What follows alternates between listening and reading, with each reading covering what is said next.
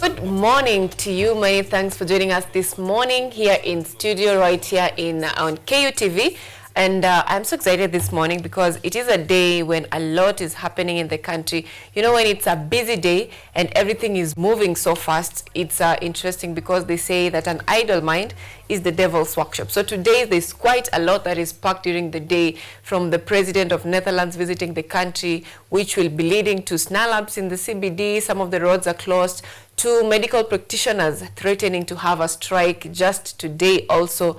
And you know, it's a busy day for the country and also for us here in studio, because this is a day where we prepared a very interesting discussion for you, where we'll be seeing how leadership skills and business skills combined together lead to successful entrepreneurship.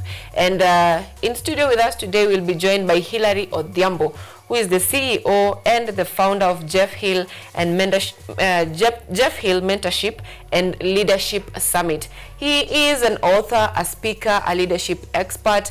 He likes mentorship. He mentors students at Kenyatta University, and he has quite a lot to speak to us this morning on how we can combine leadership and business skills to come up with a successful entrepreneurial practice. That is a discussion that you can't miss out this morning. Also this morning we'll be having other discussions on the state of the nation.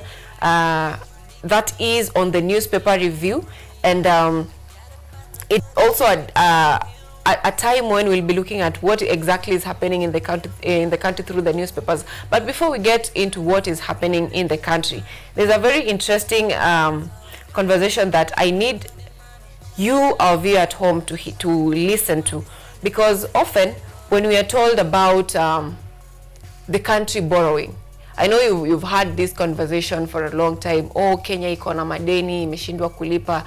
And you back at home, you're wondering, how is this affecting me? How is this my business? So recently, over the last 2 days, it was revealed that Kenya and the IMF have abandoned the 9th review under the Extended Fund Facility, that is EFF, and the Extended Credit Facility, ECF. And what this means, after abandoning it, it means that the $480 million that was to be disbursed as the last disbursement from IMF will be cancelled. This is because there is new negotiation for a new loan or a new bond that is to be taken by Kenya from IMF. And you know, for business people, for a normal setup, this new deal, that is the prospect of the new IMF deal, and also the untapped. You remember when Mbadi said that Kenya will be getting funding from UAE of $1.5 billion, and also that is a Eurobond from UAE, and this is a good thing on a normal. Remember, I said on a normal situation or in a normal country. This is a good thing because it allows the circulation of money in the economy through projects, construction projects, healthcare projects, and everything in between. So it's a good thing on a normal setup for a country and investors to come in the country and invest, because there's circulation, there are projects going on in the country. But you see, for us as a country, it is something that is alarming, because we are not taking these loans for economic benefits or for investment per se, because it is what we are told, but basically it is taken to repay other bonds that the expiry date are due. So you see, it's kind of, we are taking more expensive loans to pay other loans. You see that situation where umekopa kwa your friend, and then unakopa kwa mwingine ulipe huyu, and then unangoja this one ikimachua unakopa kwa mwingine to pay this other person. That is basically what is happening in the country. And now, the reason why I told you that it is important for you to understand how your country borrows. First, the country through the treasury said that we are not going to borrow as a country. We are going to get internal loans. And you know what that did to our economy? It made loans so expensive to local local entrepreneurs or local investors. It made loans very expensive for them, so that slowed down investments in the country. And not most, but a number of investors walipak virago vyao and they left the country. And that is just one thing. And the second thing is that these loans, the maturity, let's say for example the UAE lending, it is supposed to be repaid in $500 million installments 3 times. That is 2032, 2034, and 2036. By 2032, 2034, 2036, as a person who is at business right now, or just look at your age, where will you be at that time? That is the time when these loans are maturing, and that's the time when payment should be done. And this is now why I wanted you to know about this. When these loans mature, it is you as a citizen who pays them off through taxation, through government borrowing internally and everything. So basically, it directly affects you. And the reason why I want you to know this is because when these funds come in the country, they're supposed to circulate in the country, and you at home, you should hold your leader accountable. If there is a project that is supposed to be done, please hold your leader accountable so that we don't have a lot of budgeted corruption, so that at the end of the day, we have development projects in the country that generate income which will eventually pay up for these debts. So that is something very important that I thought you should know this morning before we get into any other discussion this morning. And just a quick shift from business. Over the weekend, there was this conversation going on in Twitter over recess indicators in the country. I don't know what is it for you from where you sit, but from where I sit, if you see everyone is always complaining of sina pesa, sina pesa, sina pesa. So who is having money? Because everyone is complaining sina pesa, sina pesa. So who is having money? And then the increase of domestic violence at homes, it's always the first indicator that the economy is not good, or indeed hakuna pesa kwa mfuko. Yes, they say that love is a beautiful thing and love is unconditional, but you know, love without money is pain. So if there is an increase in gender-based violence, there is an increase in fraud, there is an increase in violence. In fact, these days, being robbed is normalized. When someone is robbed, anauliza mwizi, leo ni siku yangu, nimefikiwa. And you know, it's something that we are hearing daily and we think it's a normal thing, but it's just an indicator that our economy is really not doing good, and what we ought to do as a people is to hold our leaders accountable. Now let's look at what is happening on the newspapers this morning. And I will begin with the Business Daily, where the biggest headline this morning is state seizes 1.5 billion shillings, houses, cars, and cash from scammers. That's another indicator that the economy, or we are not really doing good as a country in terms of liquidity of our money as a country. Because if there's an increase of scammers in the country, that means there is limited legal jobs. I don't know how people say just casually that, you know, na hiyo pesa yako ya teaching, there are cars you can never buy, there are investments you can never have. You know how they say that? So that is just something. And this is when you wanasema wewe na pesa yako ya teaching, hii gari huwezi pata. Remember, those jobs are also limited. Next week we will be having a feature running here, and you will be seeing how graduates are really struggling to get into employment. Hadi they give up and venture into something else and business. We'll be having that feature running on Biashara Tuesday next week, so you can't afford to miss that. That is just one of the indicators that people are shifting from formal jobs to informal jobs, or shifting to entrepreneurship. And it's quite a headline there. And also still on the Business Daily, MPs raised the alarm over secret budget for Bomas of Kenya. Remember when there was an alarm that Bomas of Kenya is being sold? So there is also another alarm that is raised by the MPs. We'll also be looking at that this morning. On the Daily Nation, the biggest headline there is why parents are worried about CBC. As a parent, as someone who is supporting a child in CBC, I don't know if you're worried about CBC. It is something that has a lot going on. Some say it is going to be the future of this country because there are limited jobs, so it's going to be the future because students are taught on skills which can help them. And the interesting part is that, you see, like it was before, where you could get A and join, not A, you could get 400 marks and join maybe Alliance, Starehe, these national schools. This time, there is nothing like that. You either pass, you either meet expectation, or you don't meet expectation or exceed expectation.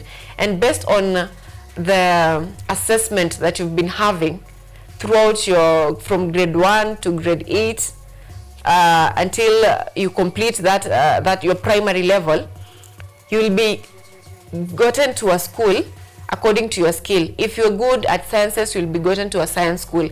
If you're good at arts, you'll go to an arts school. So we don't have the situation of I passed, now I am going to Alliance because I passed. Nothing like that. So most parents are confused, others because of finances involved, others because of the curriculum involved. But this is, we'll also talk more about that, why parents are worried about CBC and how students go to school for 2 months without having the curriculum, teachers not knowing what to teach. That is the real situation on ground. Teachers go to class, they don't have syllabus, they have nothing to teach, they just give students assignments based on what they know. That is the current situation that we have as a country. Still on the Daily Nation, we have Ruto abandons Uhuru's 22 billion KDF projects. Sharo, state threatens to shut private hospitals. Actually, this is a story that I did yesterday. And PS for Health, Harry Kimtai, issued a stern warning to private hospitals that refuse to give outpatient services to patients. And he says that if you will not comply with how the government works, that means we will get you out of SHA registration and we will even revoke your licenses. So this is kind of a warning because they say NHIF was there, it was not working, but you didn't speak. Why are you speaking now and even cutting services? Yet you had these problems before. And he say that the government has up to 90 days to clear debts, and it's not yet 90 days. So that is also something interesting that we'll be looking at this morning. On the Financial Standard, Trump offers flicker of hope for Kenya oil plan. And Trump is not quite familiar with the renewable energy narrative that we talk about. Immediately was sworn in, he said, very interesting, that people will not be forced to use electric cars. They will utilize their resources, their oil resources, and everyone will be allowed to use what they like. So it is a battle between conserving our environment and also tapping into the resources that the country have. It is something similar to Kenya because most of our resources are not tapped in. So that is also something we'll be looking at. And the Standard, which is always doing it every day, Standard wamesema hatutishwi. So the big headline on Standard this morning is fooling Kenyans, and we have the duo between ODM leader Raila Odinga and President William Ruto, and that is a handshake that is said to be betrayal. Say that from claims of saving the country from a political precipice to rhetoric about their marriage being the answer to the country's problems. I don't know if you still believe that the union between President William Ruto and ODM leader Raila Odinga is the solution to Kenyan problems. I don't know if you believe that.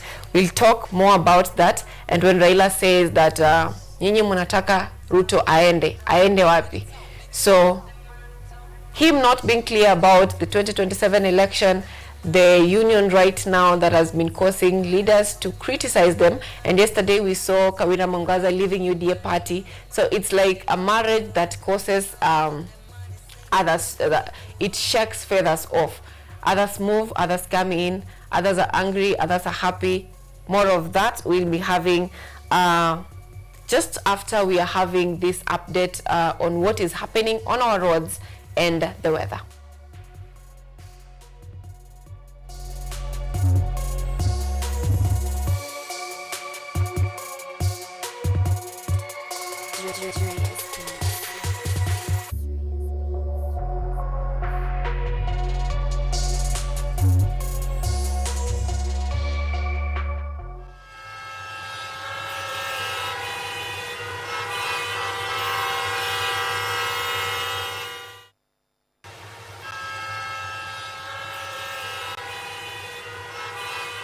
Right, now let's take a look at what is happening in terms of the weather situation. And I'll first begin with Nairobi. This morning, I was actually worried. I was thinking that, ama kutanyesha kama jana. You know, yesterday it really rained so hard in the morning. And I was thinking, is it possible that this could be happening today? Which is quite scary, but fortunately or unfortunately, depending on which one favors you, today it has been a cool, no rain, a cool baridi. It's actually a little bit warmer because as we speak right now, it is 17 degrees Celsius, feels like it, and there is possibility of rainfall. That is from possibility of rainfall. It's at 24%, and the precipitation is 8.4 millimeters. That means today there is a possibility that it will rain in the country, not in the country, in Nairobi, from now to one. So if you are thinking of should I carry this umbrella or should I leave it, carry it, because the weatherman says there's 30% chances of rainfall in Nairobi, that is in Nairobi. And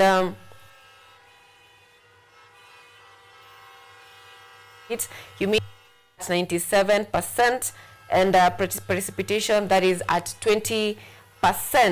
Let's Mombasa, that is in terms of weather. It is now 28 degrees Celsius in Mombasa. It feels like 32 degrees Celsius. That is quite hot. Precipitation at the moment, 20% chances, but towards 10 a.m. there is 0% chances of rainfall. So if you are in Mombasa, it may rain right now to 9 a.m. rather. That is 20% chances. Then in the evening, there is 30% chances. That is from 4 p.m. So there is also a possibility of rainfall in Mombasa. It is the humidity in Mombasa is at 85%, and the temperatures are quite manageable for Mombasa because throughout the day, mchana they'll be having chilled weather until journey when there is sign of rainfall. Now let's take a look at the weather in, I will not forget Kisumu, because you know this is where right now Kisumu people are saying tuko kwa serikali. So we have to look at what is happening in Kisumu. I don't know. Shida ya watu wa Kisumu, I don't know where it's always happy, because tukisema ni left, everyone goes left. Tukisema ni happens to personal reasoning, but let's not talk about that. Let's look at their weather situation. Right now it is 22 degrees Celsius. It feels like 24 degrees Celsius, and today in Kisumu there is a little chances of rainfall until around 3 p.m. where there is a probability of having rainfall that is at 30 to 40% through 7 a.m. Not 7 a.m., 7 p.m. rather, in the evening. That is when there is possibility of having rainfall. And you know, with Kisumu, areas around the lake basin, those areas are always receiving rainfall, probably around from 2 to 3. That is when mostly the rains are always happening, because most of the rainfall are always convectional rainfall. After the convection currents and all that is happening, that's when there is probability of rainfall. Now let's take a look at the Rift Valley, that is in Eldoret. In Eldoret, this area is always cool, if I may say, because there's so much agricultural activities going on in that area. And right now it is 16 degrees Celsius. It feels like 15 degrees Celsius, quite low. And throughout the day today, until 2 p.m., where they'll be having 20% chances of rainfall to 30% chances of rainfall at 5 p.m.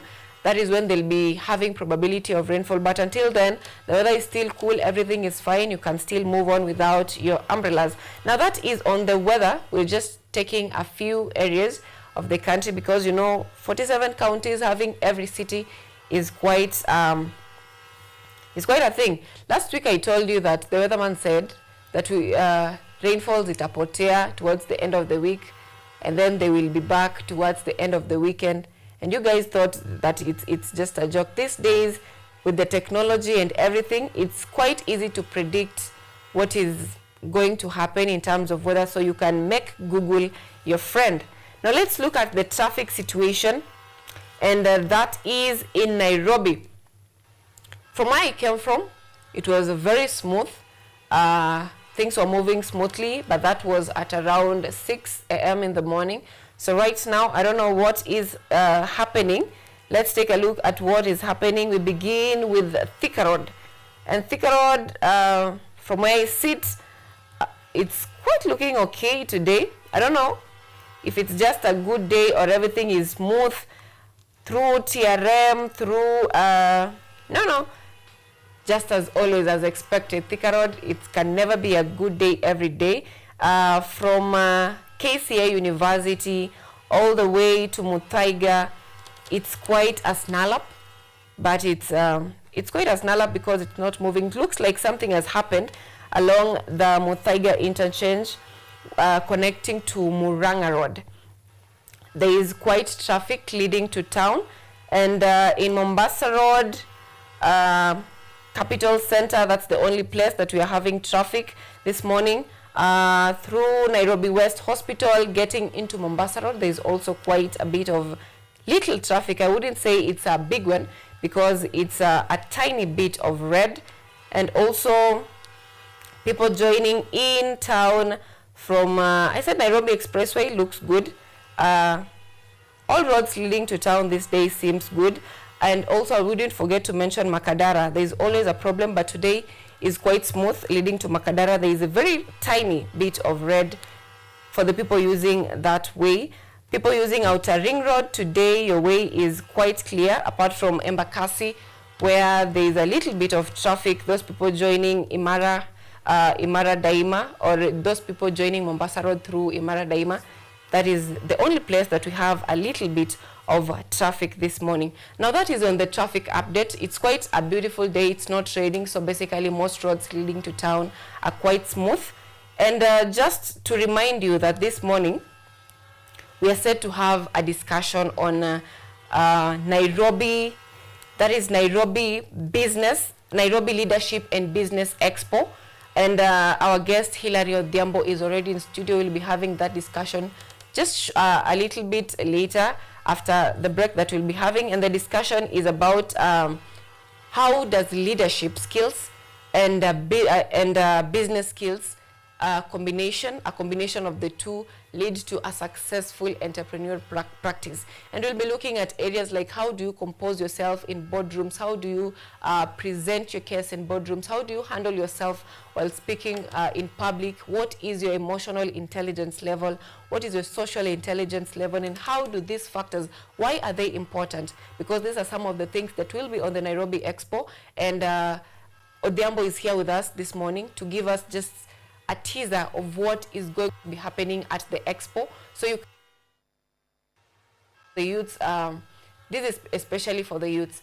Most of us think that we have it all figured out, and that is not what is actually in the market. Some of us think that because we are Gen Zs, because we are millennials, we are always right, which is not the case.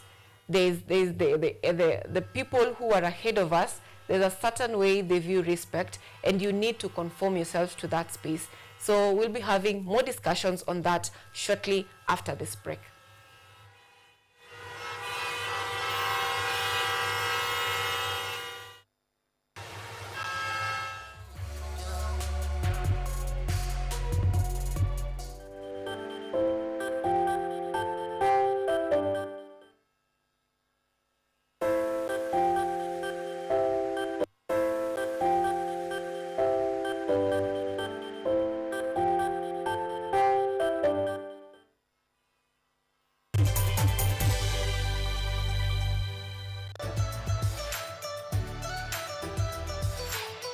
So my name is Jakub Petri. I'm Associate Professor in the Institute of Philosophy of Jagiellonian University in Krakow, Poland. And I'm the main coordinator of the Cafe project, which is being here hosted by Kenyatta University. My name is Ewa Hudoba. I am a project manager in this consortium. Keep watching cutting-edge research at Kenyatta University Television.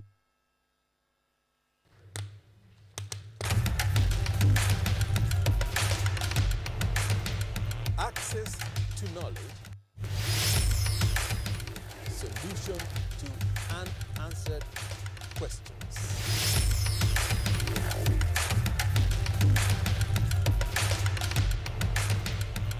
Guidelines to pursuing your rights and repossessing your property, intellectual or material. This and more only on Law Matters.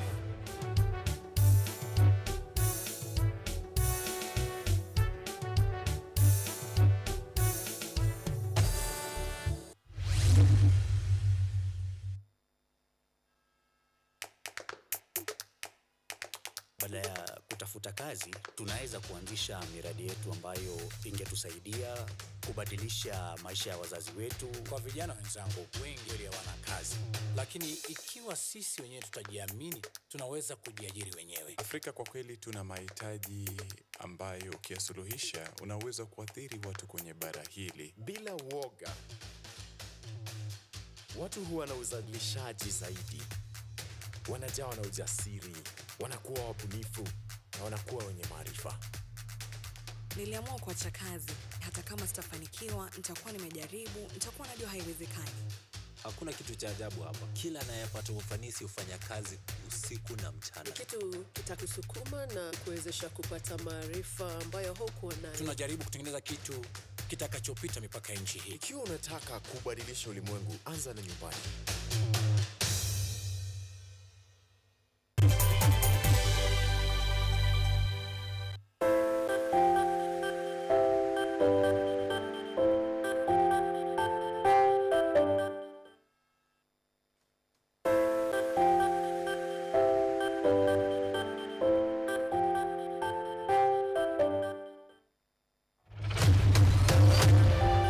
My name is Kihima Kanyangi Clinton. I teach in the Department of Film and Theatre. I teach animation, graphic design, and computer graphics. And we are here to just relaunch the film club. It was there, but it kind of died. So coming back to main campus, students wanted something that we can create a society of filmmakers, of theater enthusiasts, of media personalities, communication experts who are studying here. So we wanted to create a community around that, and that is why we decided to relaunch the film club once again. Yeah. So what should be expected of the club now that you are relaunching in the next few months, next year? What should be expected of the club? So we're expecting to produce a lot. We're expecting to have screenings every 2 weeks. We're expecting to have performances. We're expecting to have features. Basically, we just want to produce as much as we can, get workshops from industry experts, collaborate, create partnerships, provide an opportunity or a platform where aspiring filmmakers, journalists, communication experts can, showcase their talents, showcase their work. So basically we just want to, get our works out there, get our students out there, create a buzz around our art, yes. Yeah. So how can people be members of the club, and who are you expecting to join you? We're expecting every person who thinks they're an artist or wishes to be an artist or is already an artist. Joining, we are going to provide everything at the launch, but we have a registration desk here. Although anytime anybody can come to the Department of Film and they'll get forms to fill and join the club. Okay. So everybody is welcome. Yeah. So what should we expect from the launch today? Today we're expecting to watch some films, some performances, create a network of artists. It's the first time all these students are meeting at the same place. So we want to have vibrant conversations. We have great people around. We have KUTV around. We have the registrar around. We have our chair. We have KFCB around. So we're expecting to create some kind of conversation around clubs and societies in the school and how we can, make them big. Yeah, so I think that's what maybe for a person interested, how do you go about creating a club, especially for media and film? What did you have to do? What processes did you go through? We had quite a number of meetings and answering the question, why do you want it? After you create it, why? Answering that question really helped us. We put film students together, theater, communication, journalists, everything together, everybody together, and then we thought how best can we engage other than classes, other than during elections, and we decided let's create a society or a club that all of us can be engaging every other week. And then also we have avenues. We are lucky to have KUTV, for example. They need content from us. So how are we going to give them content if we are fragmented? So we need to be together. We know what we are producing, how we are producing, and why. We have organizations like KFCB by the government who are really, really supportive, but they can't support individuals all the time. If we come together, we have strength in numbers. That was our thinking, and that was why we decided to, come together and do this. Yeah. If you wanted to keep in touch with you past the launch, how can people keep in touch? How can they get involved? Yeah, just give us those contact information. At the department now, do I give my email? I don't know. But we're going to create socials. So I am sure wherever you are, the buzz we are going to create, because we have quite a lot of numbers. We are launching also our socials today. So we will be in a position to have an email, a phone number, social media platforms where each and every person can reach us. Today is when we are doing everything. Yes. Okay. Yes. Maybe any last words, something we've not touched on in regards to the launch of the club? Why is it important? Maybe this is the opportunity.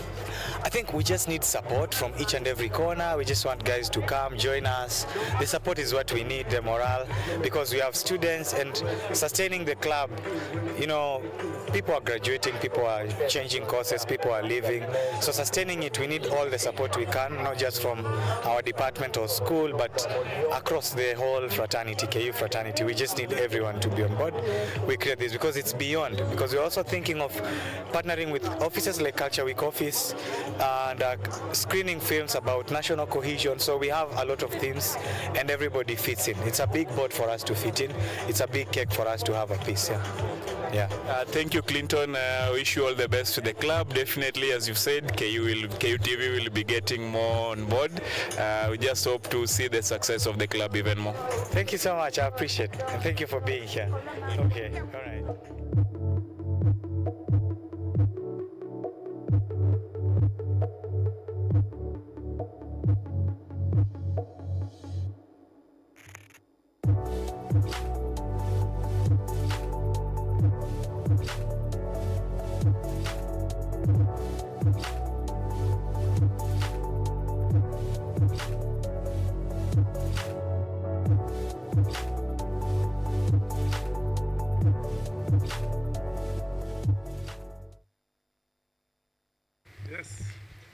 Thank you so much, Bwana Kidero, for having this meeting with us and also holding it at Kenyatta University TV and at the North Coast.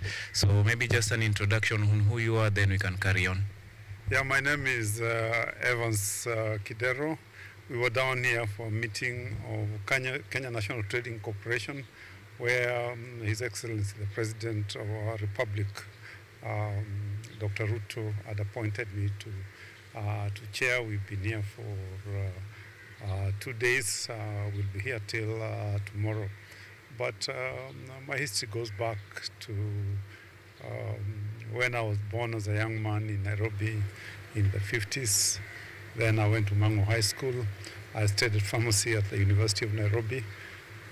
I worked for many pharmaceutical companies, ultimately looking after 26 African countries based both in Kenya and Nigeria. I was managing director of Nation.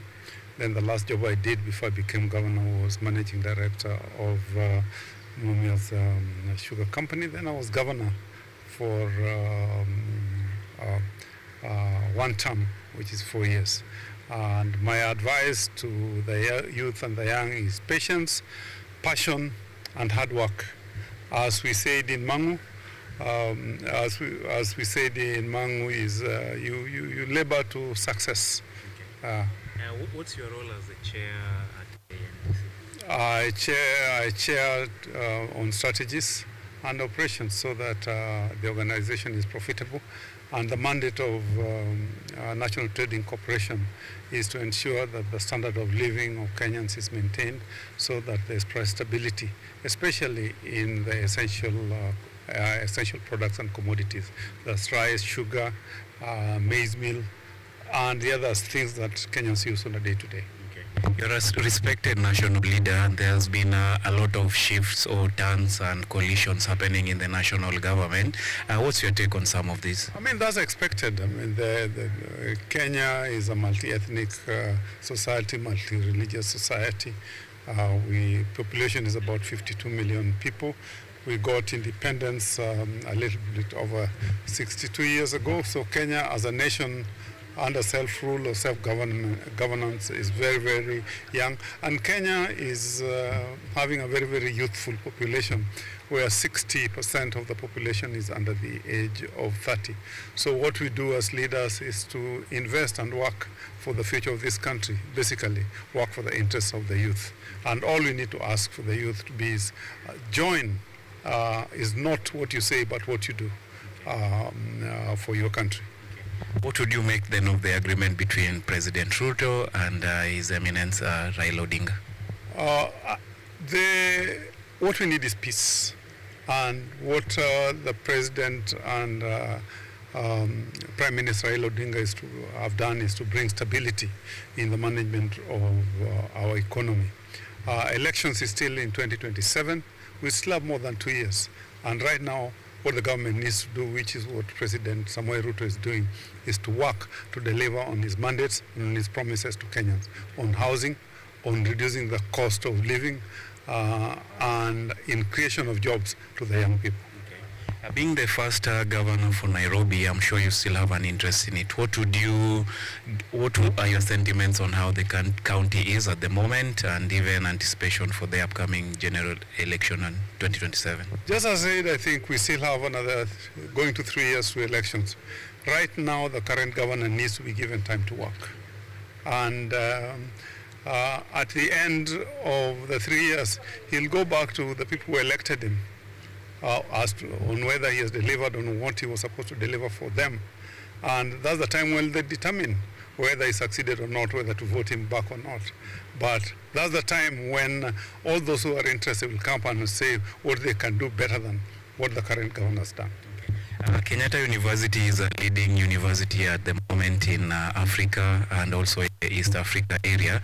How can your organization right now, KNTC and North Coast or even KUTV, work together to ensure such kind of relationships can go on past such conferences? Our job as leaders is to create opportunities for young people. And we are working to expand our operations, and that will create jobs. And Kenyatta University trains all cadres in hospitality, in finance, in sales and marketing, in all the disciplines. And we are working to create opportunities for the future graduates of Kenyatta University. So how was your experience being here at the North Coast Beach Hotel, and what stood out for you? Fantastic. It's the first time I've been here, and it is a gem. It's the best well-kept secret, and you can be sure that I'll be back. Okay. Yes. What next for you right now? Oh, still working. Going for lunch and going back to work. Yes. Any political aspirations you should expect? That's too soon. We still have 3 years. We let the people who are elected work. All right. Any last words before I let you go? Our young people. Yeah. Kenya is the only country we have. We must love our country, and we must build our country. Nobody's going to come from anywhere to come and build it for us. Let's love it. Let's work for it. Let's create an environment of peace. Let's create an environment of love. Let's create an environment of labor so that we can add value and make a difference to the future of this country. Nobody will build it for us. We must build it. Thank you so much, Bwana Kidero. I wish you a safe flight. Sawa sawa. Yeah.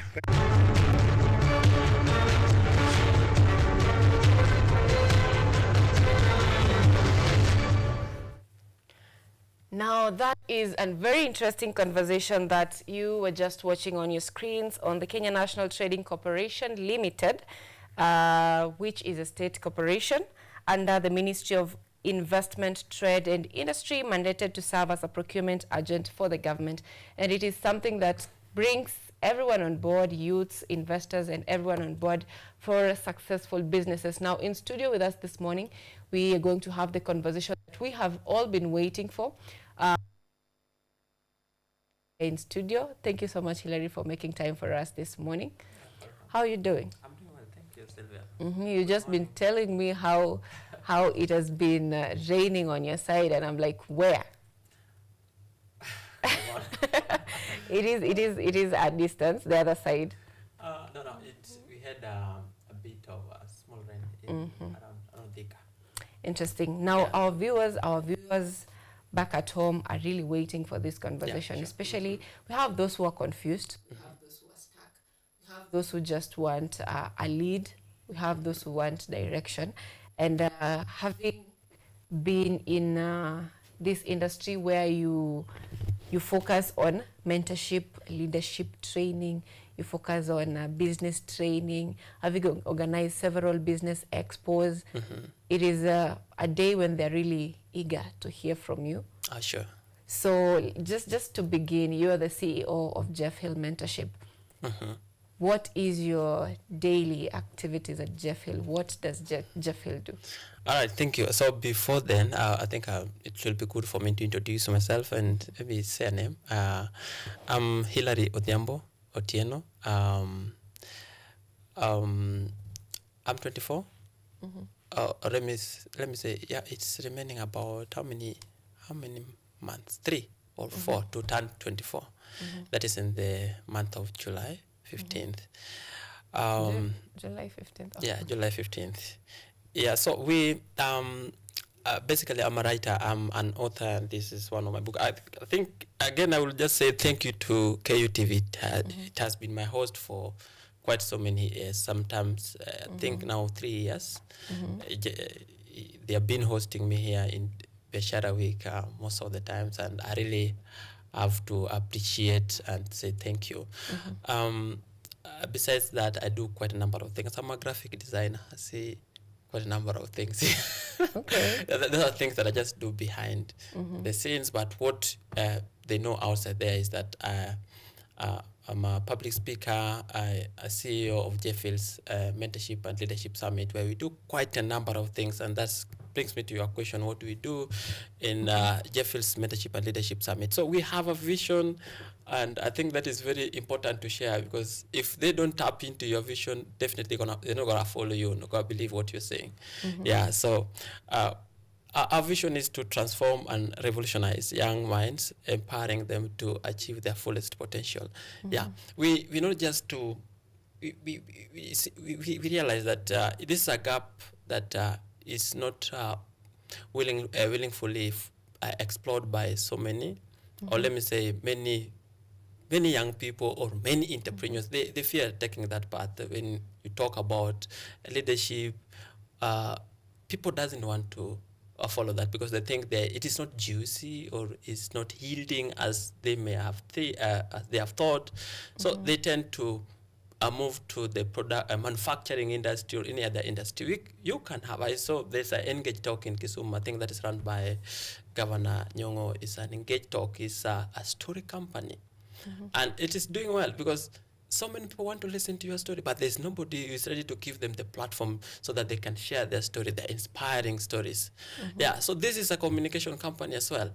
And we believe people need to come to the limelight and have and share their thoughts with confidence. People have lacked the confidence. Just a few years ago, I was in a school where it's a mixed school, and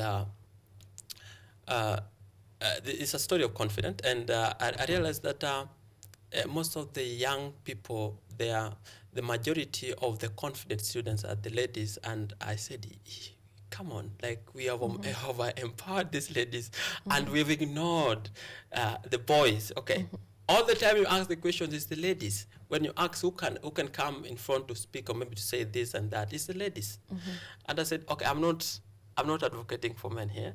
I'm just saying that the bit of lack of confidence from our young people, and many of them doesn't know how to express themselves. When you came here, when I was coming here, I knew very well that I'm coming to speak to the young people and maybe to people who are interested in communication. Where and literally people tend to judge you in the expression you give them in the 10 seconds. It's enough to tell who are these people. Yeah, you don't need to say so much about these people. And I know here people will start to argue the billionaires, walk around with t-shirts and jeans. Why are they not in suits? But you see, that is a billionaire. You're not a billionaire yet. But I'm so sure before they became a billionaire, they might have been working on themselves to brand themselves in a way that gives them confidence around. What I'm trying to say in a nutshell is that young people need to come out and speak out with confidence, and this gives them a power to communicate their thoughts to people around them. It is very important. And we have a mission. They train and mentor young leaders in authentic leadership, effective communication, creative thinking for sustainable development. So what are the target groups? Do you mainly focus on campus students as youths, or you also do high school students? We do high school, campus, and people 18 to 35. Yeah, that is our target group. So this involves even corporate training? Yeah, we do that. Yeah, we do that quite a number of times, quite a lot. Yeah. So having been in so many areas, you've even mentioned that you also do graphic design. Yeah, sure, I do that. You also do graphic. How do you balance between, are you still a student? Yeah, I'm a student, 4th year. So how do you balance between being a student, being a CEO, being a designer, all these things at once? That's a good question, and it's really a good question. I don't know where to start, but literally, I think most of us sometimes is where we come from that pushes us hard to do quite a number of things we're doing, and makes us think. Even when you hear us talking, somebody will think maybe this guy is 30 or 27 or something. With like, it's quite sometimes it's where we come from pushes us to do quite a number of things. I would say that, but it's really quite hard to balance academics, business, corporate, and all this. But we try. What is your cheat code? What is your cheat code? What's my cheat code? Like how? What's that secret that you've had that really works for you in terms? You've said it's hard to balance. So yeah, it's hard. What is that secret that you have to balancing it? The secret is, as I said, is where we come from pushes us really hard to do quite a number of things. And we're not stopping. It's like this guy who says, I think I can get this in a few. I've learned in so many years to really turn my hurdles into opportunities. Turning pain into something meaningful. Yeah, because not so many of us are privileged as I would say some of us that I see around. Who sometimes we say, if I would be born in such a family, I could have been maybe one of the greatest CEO. Maybe my company will be doing so much well. I would say that, but I think over time I've learned to turn my pain, hurdles, struggles and all that into something that I can really bear, that can really open for me. Because I knew very well that literally the places I cannot go. I cannot go to a Safaricom CEO office and knock that door, and if I was just a mere student, I'm studying mathematics, business, and then I get to the office and, you can't. But I said, okay, do I have a brain? Yes, I have a brain. There are things I can learn, yeah. I can go and present a proposal to the CEO of the company. I tell them, of maybe Safaricom or any other company, and tell them, this is what I do, and I can do this. We can offer these services to you. We can offer, corporate training to your to your employees. We can we can do graphic designing to your staffs and all that. You know, I'm an author, and you see the moment you mentioned that you're an author. Oh, for a moment they give you a listening ear. Oh yeah. Interesting. So in short, it's just knowing your skill is what has stood you out in terms of, I know what I do, I know my worth, despite the fact that I may not be coming from that level that everyone thinks of, but my skill is what speaks for me. That is very interesting. And often I hear it is said that until you're so uncomfortable that your uncomfortability pushes you to action, then you've not suffered enough. Exactly. Comfort zone is a dead zone. If you embrace comfort zone, literally you're dead. And it's learning to know what stands on the way is really making the way. Okay, interesting.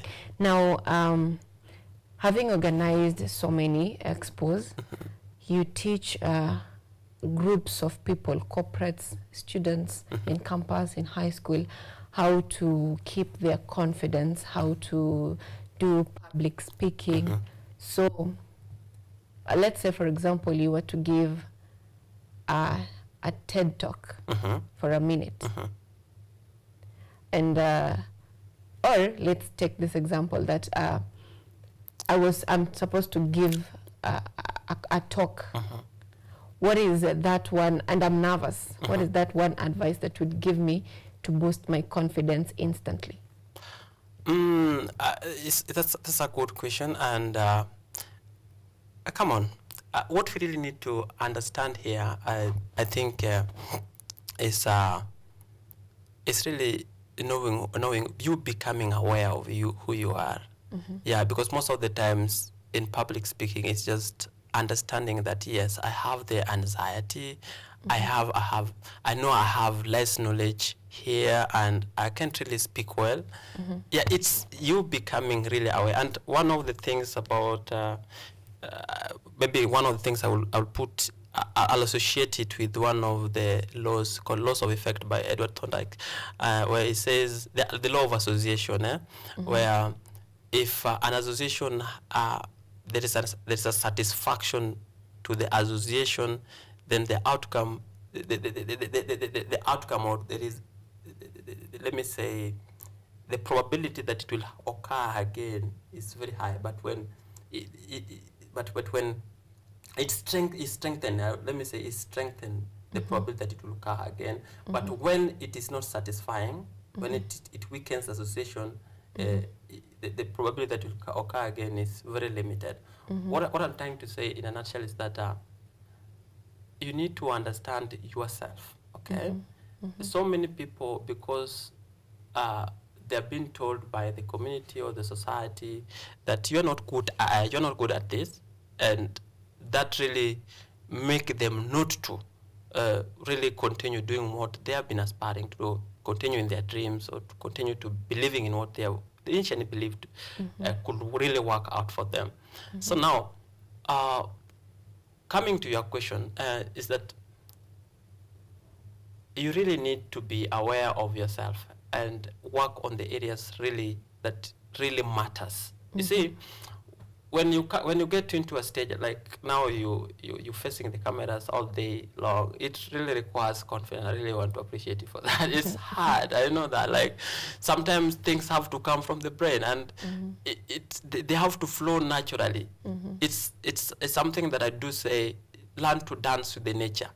Yeah, where you let things flow naturally. It's devoting yourself totally into something and becoming nothing in everything. Maybe that can be a little bit difficult to understand. It's a phenomenon. It's a phenomenon where, for example, you put a salt. Salt is something you can see. Salt when you dilute it into water, are you gonna see salt now? No, you're not gonna see salt. But it is nothing already. But in everything, when you taste that water, you're gonna feel there is salt, this salty water. It becomes everything in nothing, or nothing in everything. Yeah, it just shows you how everything is connected. You need to learn and let things flow naturally, dancing with the tunes of nature, understanding yourself that I can be good here. I'm not good here. I need to work here so that when I'm given the platform to speak, then I understand. You see, most of the times, this happens with even most of our politicians. I'm so sure that Raila Odinga, when he stands into the podium, he normally have the stage fright even for 1 minute, and then he will start by higher or whatever, how he normally makes those things higher. It's just to drive away the stage fright. Everybody, even whether you've been in the stage for how many years, there is normally a stage fright and you cannot do it. There's an anxiety that comes with it. Yeah, in the first 10 seconds or 30 seconds, it depends. It will just happen. Yeah, but you have to find a way of how to drive that. But that comes with the fact that you've understand yourself that, yes, I have the stage fright, I have the anxiety, but I have to deal with it. Yeah. I've come to an understanding that you really are big in knowing your value, knowing your skills, knowing your weaknesses, generally knowing yourself. Does this also apply when it comes to boardrooms and presentation of ideas to boardrooms? Does this also apply to that? Yeah, it applies. I remember my first boardroom was with Dr. Justus Juma. This is a party leader for, it was a presidential candidate. Unfortunately, he never made it to the ballot due to 1-2 reasons, I don't know. I remember he invited me to a meeting where I was just to sit and see. They were meeting with all, I think they were to select one who is going to stand for their party to run for presidency. And I didn't know how to eat with a spoon and a fork and a knife. The three together, all of them combined. I didn't know how to do that. So I took the food, I was served the food and went and sat behind so that I can eat with my, with my free hands. And it was really one of the devastating moments for me because I didn't know how to use all these things.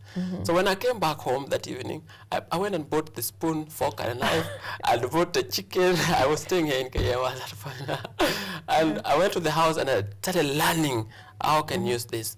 What I'm trying to say is that in every boardroom, you must know, whether you're meeting great people, royalties, or anybody you're meeting, you must learn the language of the kings.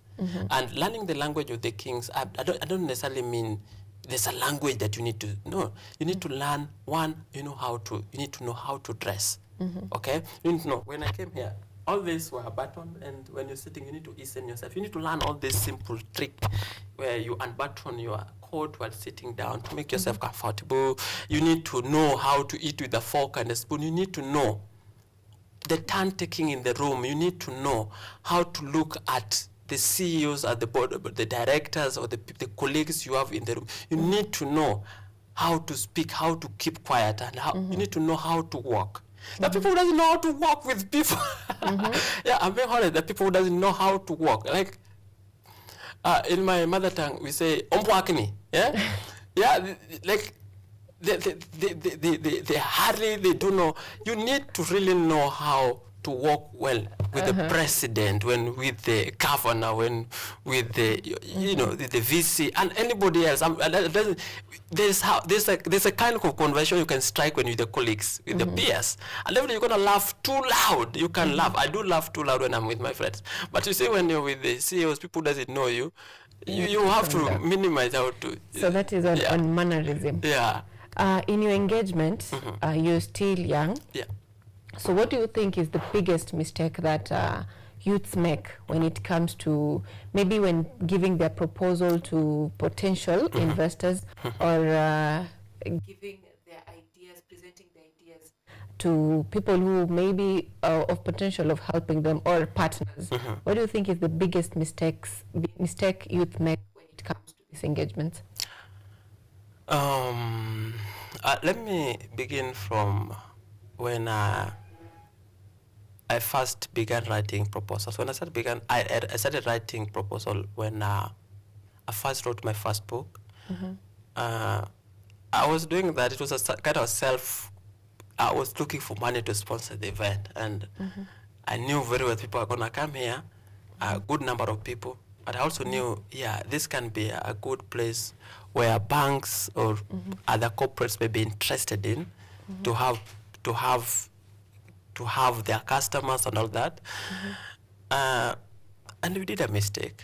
I did a mistake. I really did a mistake. I've done a mistake quite a number of times. And these mistakes is, one, I'm not qualified in writing proposal. I don't have the vast knowledge in writing the proposal, and then you go ahead and write it yourself thinking you know it better.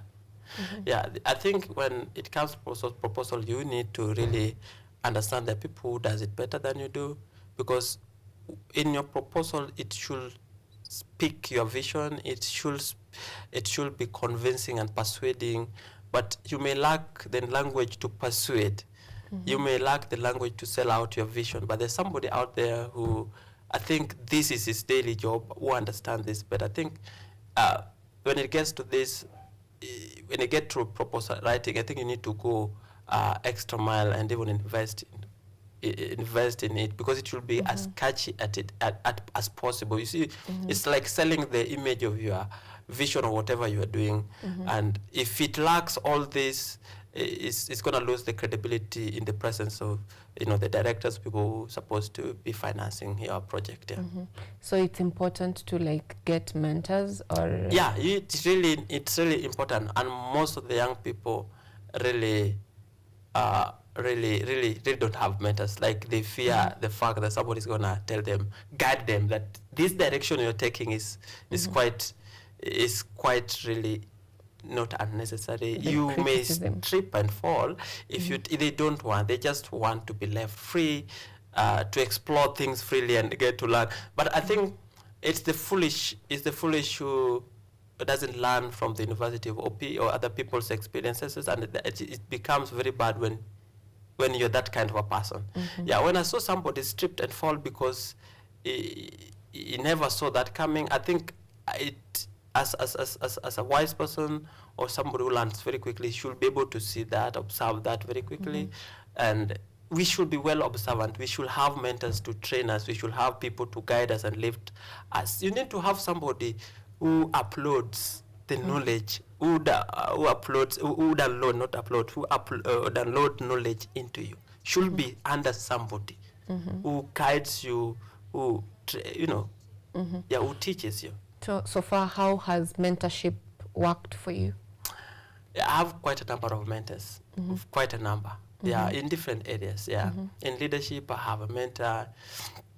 In business, I have a mentor. In quite a number of places, I have a mentor. Even in relationship, I have a mentor. You have a mentor in relationship? Because we make mistakes. I remember when I did my first book in KU as a young person, I didn't know how to, I've never been approached by a woman my entire life. That's the first time. And I didn't know how to go about that. And I think I learned the hardest way, because I didn't have somebody to tell me that when this happens, when you do this, you'll attract people, and this should be your limits, and you see that. I didn't have somebody to pinpoint for me that. I had to go the hard way, learn the hard way. Now, let's talk about financial literacy. Because in all these things, in the fact that you're giving your proposals, how you present it, we've said is important. You need mentors to guide you in presenting the proposals. You need a good proposal also. That means you need to know how to communicate, how to interact with people. That is emotional and social intelligence. But many people are not so big when it comes to financial literacy. So this is an area where someone just goes with ambition, with open hearts, open arms, not knowing what to do about it. So what makes you stand out in terms of financial literacy? Thank you. Before I get into that, I think there's something I really need to, which I think is very important to share. There is your image as a person, selling the image of the company, and in one way or the other, it's associate, like they marinate. Okay, they are one thing. Okay, it's like it can't really be that you do the bad things and behind the scenes or behind the boardrooms, you do your thing. Still, when somebody get to realize that you're that kind of a person, they walk out of your company because your values and personalities are directly associated with the values of the company. And therefore, here are the three things that sometimes I really think can help the young people to stand out when they are selling their image, their own brands, and the brands of the upcoming companies. Or let me say, these small companies that we start and sometimes fall. One is that we should embrace what we call the audibility. Yeah, but the most important thing is that your company should learn, should develop a sense of value. Yeah, you see, people will be attracted to your company or to whatever you're doing or to whatever business you're doing because of what you're able to give out. Okay, but once you are aware that now our value is this as a company, this is what we can give out, and you're so sure about its production, you're sure about it, the quality of its production, the surety of its production, then you should embrace its visibility. And now that is where you go out and advertise, you go out to people and tell them, this is what I do. You go to TV screens or television screens and tell them, this is what I do. Yeah, embracing the visibility and the audibility. Speak about it. People want to learn that hidden thought you're sleeping on. But you see, the most of us have no confidence to tell people that this is what I do. They don't want to sell. Everyone is selling something, whether unknowingly or knowingly, we are selling something. And after you've understand that simple analogy that you are selling something, it can only work. Visibility and audibility can only work when there is value. Because you can be audible enough, but when people realize that you have nothing to offer, they're going to push you away. Yeah. When you can be visible enough, people see you everywhere, but they get to realize that you have nothing, there's nothing you bring on table, they can turn you, you can be the food on the menu. So what I'm trying to say is that value is the core of all this. They cannot see you, they cannot hurt you, but make sure you have the value as a person. You have a value you're giving. So this brings me to financial literacy, where what makes me stand out when it gets to financial literacy. I'm not so good with financial. I'm learning. I'm still in the value of learning, and I try so hard to learn so many things. Because when you get into platforms to speak, people will ask you on things to do with relationship, and you want to know, I'm not even married. Yeah? So why you people ask me that question? And you get to a platform, somebody asks you things to do with the music, you don't even know anything about music. Yeah, that is not even your area of study, but people will ask you about that. But the fact that our company, basically, we train on financial literacy, but we source people. Yeah, once we get to a point where we can offer financial literacy classes, we shall come out and say, yes, we can offer. Most of the time, Mr. Andrew Kibo, not the Andrew Kibo, always come on board and does this for us through Ajira. Yeah, because we partnered with Ajira. Ajira Club. Yeah, KU. Not Ajira Club in KU, the Ajira company. Yeah, I think there's a club here, but I've never attended one. So we've partnered with Ajira companies to help us do this through Mr. Andrew, because that is his area. This is darling area of expertise. So he normally does this. And you see, there is something that I read from the book of Psychology of Money about a man in a car. And this is normally what happens when we see young people flashing money or laundering money around. Let me say flashy lifestyle.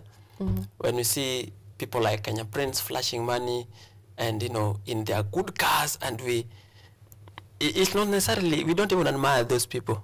The truth of the matter is that when I see you in a good shoe, I start imagining myself, that's how mind works. I start imagining myself in that shoe. I said, oh, what if I was the one having that shoe? What if I was the one in that steering, having the feeling and the experience? We not necessarily admire these people. We don't admire them. Somebody may be so ugly. I'm not saying somebody's ugly, but they're not admirable. They're not unlikable anyway. But they're driving some sort of Lamborghini. But we see them like, I wish You this admire the Lamborghini experience. was mine, and I will be the one in that staircase driving the entire thing. You know, we imagine the experience, we admire the experience, we admire their cars, but we don't admire the person. And the mistake many young people do when it gets to money is that we want to buy expensive stuff, okay? Expensive clothes and all that. I think the thing, whatever we should embrace as young people is the simplicity. Yeah, all this we can use all this money we spending on, you know, stupid shits, and you know, just embrace the personality of investing. Yeah, starting something small, it is very necessary. Something small. Yeah, starting something small. This starting something small can be you investing in building your skills. Okay, like now we provide even these tech skills like digital tech skills like graphic designs in our company. Yeah, on all that stuff, you know. I remember when I started this, even the learning about graphic design, it is because I was just tired of paying money to people to do for us posters and flyers and even profiles and all that. We were tired. It was taking our money. I said, this is something I can learn. Why would I waste time? I think I can also learn and also be taking money, because these people are making money easily. Yeah, I said, let me learn. I have the skill. Today I can say, yeah, you can do it. I can do it and make it. And behind the scenes, people are making so many posters that I see around, flying around. And yeah, I'm happy about that. I make those money, and yeah, however much it is not in the limelight, and now I make the posters or I make the flyers, but I do it. Very interesting. You earlier you mentioned something very important, that when you're in business, you need to talk about your business. It's something that most young people don't understand, or it's something that the society has kept us believing that money is not something that needs to be talked about. But if you look at people who are making it in life, the rich in the society, money is all they talk about. When they're having tea, this investment I'm working on, and with that they get potential clients around their circle. So I think that's very important, that you should always talk about money. Now let's talk about we are going towards the event that is forthcoming, that is networking and its impact of the Nairobi Mentor Leadership and the Business Expo that is upcoming. There's someone who is skeptical back at home that why should I go to this expo? Why should I attend it? What would be your response? I don't really think you should be skeptical, and I think you should have a full assurity that this event is made up for you. Yeah, we've had quite a number of virtual trainings preparing people just for this expo experience in leadership and business. We've had quite a number with amazing speakers. One of the reasons why you should attend this is you know, most of these people, or most of the guests who are being on board, are the people you really admire and you want to really have time with. But imagining somebody like, and it depends whether it is your guy or not, but I believe with whatever they're doing in the industry of mentorship and public speaking is quite amazing, and you really need not to miss such a kind of an experience. People like Robert Burale, somebody like Dr. Zipi, they've done quite a good thing. Ezekiel Mutua, they've done so much, is doing so much good work in the music industry. So I'm wondering, when you have such a 2-day to network and sit down with these people, make stories with them and ask them stories about their lives and how they made it, I think that is really meant for you. You really need that opportunity to network with such people, such caliber of people, and many more speakers. And then again, I think it is also very necessary for you to come to this event, because at the end of the day, we have different companies offering, coming on board to offer you internship. If you are a student still, maybe looking for an internship or a place to find some sort of a little penny at the end of the month, it's a good place for you. We offer you the certificate of merit that is credible by other government organizations and other non-government organizations that are well known in the country. So you need to have this experience, to to learn and add some skills to whatever you've had, to build your confidence in public speaking, to build your emotional intelligence and social intelligence in leadership. It is important for you. So I think nobody at home should miss such a beautiful event. So it is open for all age groups, or is there? It's open for all age groups, to companies. If you're building your company, you don't know how to brand it, you don't know how to market it, you don't know how to make your sales. As I said before, everybody is selling something, whether you like it or not, you're selling something. So this is a platform for you also to pitch your ideas and proposals to these companies. Yeah, so come along. So let's come back to Jeff Hill now. It is something that you aspire for it to grow. Yep. What are your plans for scaling up? Our plan is, for now, it is like a non-governmental organization. But soon, before this year end, we are opening up now, under Jeff Hill's, we are starting up a communication company. Yeah. If you've ever watched TED Talk, I'm not saying we're gonna do something like a TED Talk. No, not really. It's very different. But we're going to have a communication company, yeah, where we envision to have our buildings within Nairobi, outside Nairobi, Mombasa, or anywhere where we can have all the experts in different areas, law, medicine, religion, coming on board and speaking to us in their areas of expertise. And the most importantly, giving us their stories, which is very important. Yeah, people love listening to stories. And if right now I start speaking about giving some beautiful stories, it is captivating and everyone want to listen to it. Yeah, it is important. It's a way of connecting with your audience emotionally. Yeah. Interesting. Yeah. So what legacy would you wish to leave to future leaders and entrepreneurs who are listening to you? I'm still young. You're still young. But was it last week? You had a guest here who was saying that as a business person, you need to be thinking, what in the next 10 years, what will I be achieving? In the next 10 years, I think will be one of the, because I think that is an area that is less explored. Yeah, so if it is not less explored, then I can make money out of it. That is the most important thing, is that we build a communication company, a biggest communication company in Kenya, and we start expanding. In the next 10 years, I think we shall have it running within Kenya vizuri sana. Tutakuwa tumestabilize vizuri sana Kenya. I think you should now begin thinking of the legacy. In as much as you're saying I'm still young, you should begin thinking of the legacy you're going to leave for future leaders and entrepreneurs, because there's someone who will be watching this show in 2050, going through the archives. So they need to know what to be honest, I read about legacies, but I've never thought about legacy myself, like living. But I think I'm building legacy with the fact that I'm building a company, and it is there. It is a testament of that this guy or this young man is doing something that if today if I die, of which I'm very much comfortable with, yeah, that is a beautiful thing. Eh?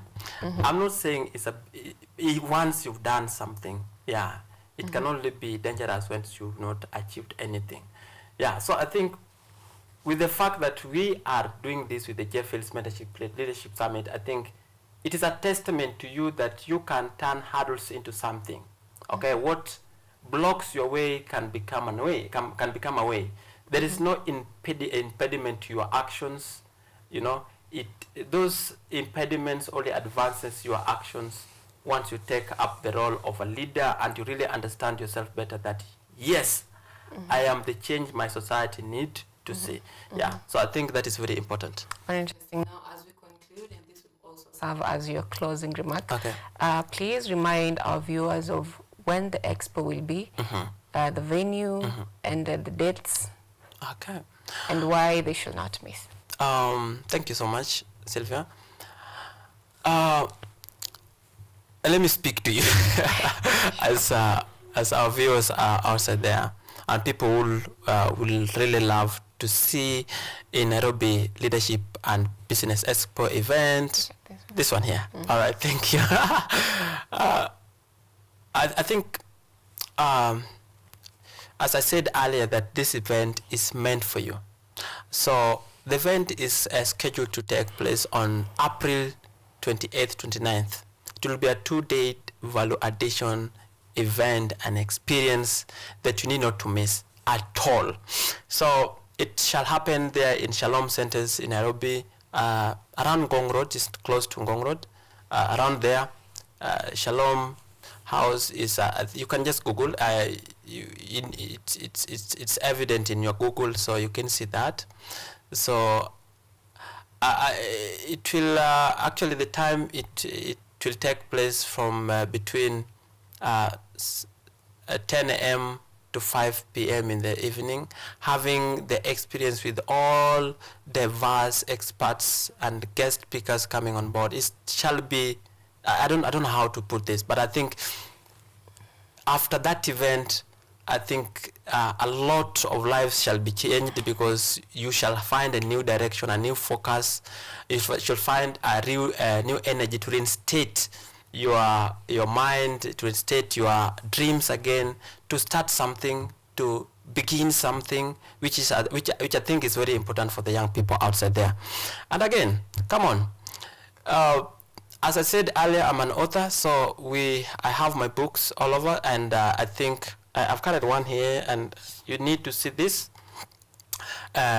Win Them Before You Meet Them is a communication book on telling you how to, teaching you, training how you can win your business associates, you can win your colleagues, you can connect emotionally very well and get what you want from your colleagues or even from your team members. It is very beautiful.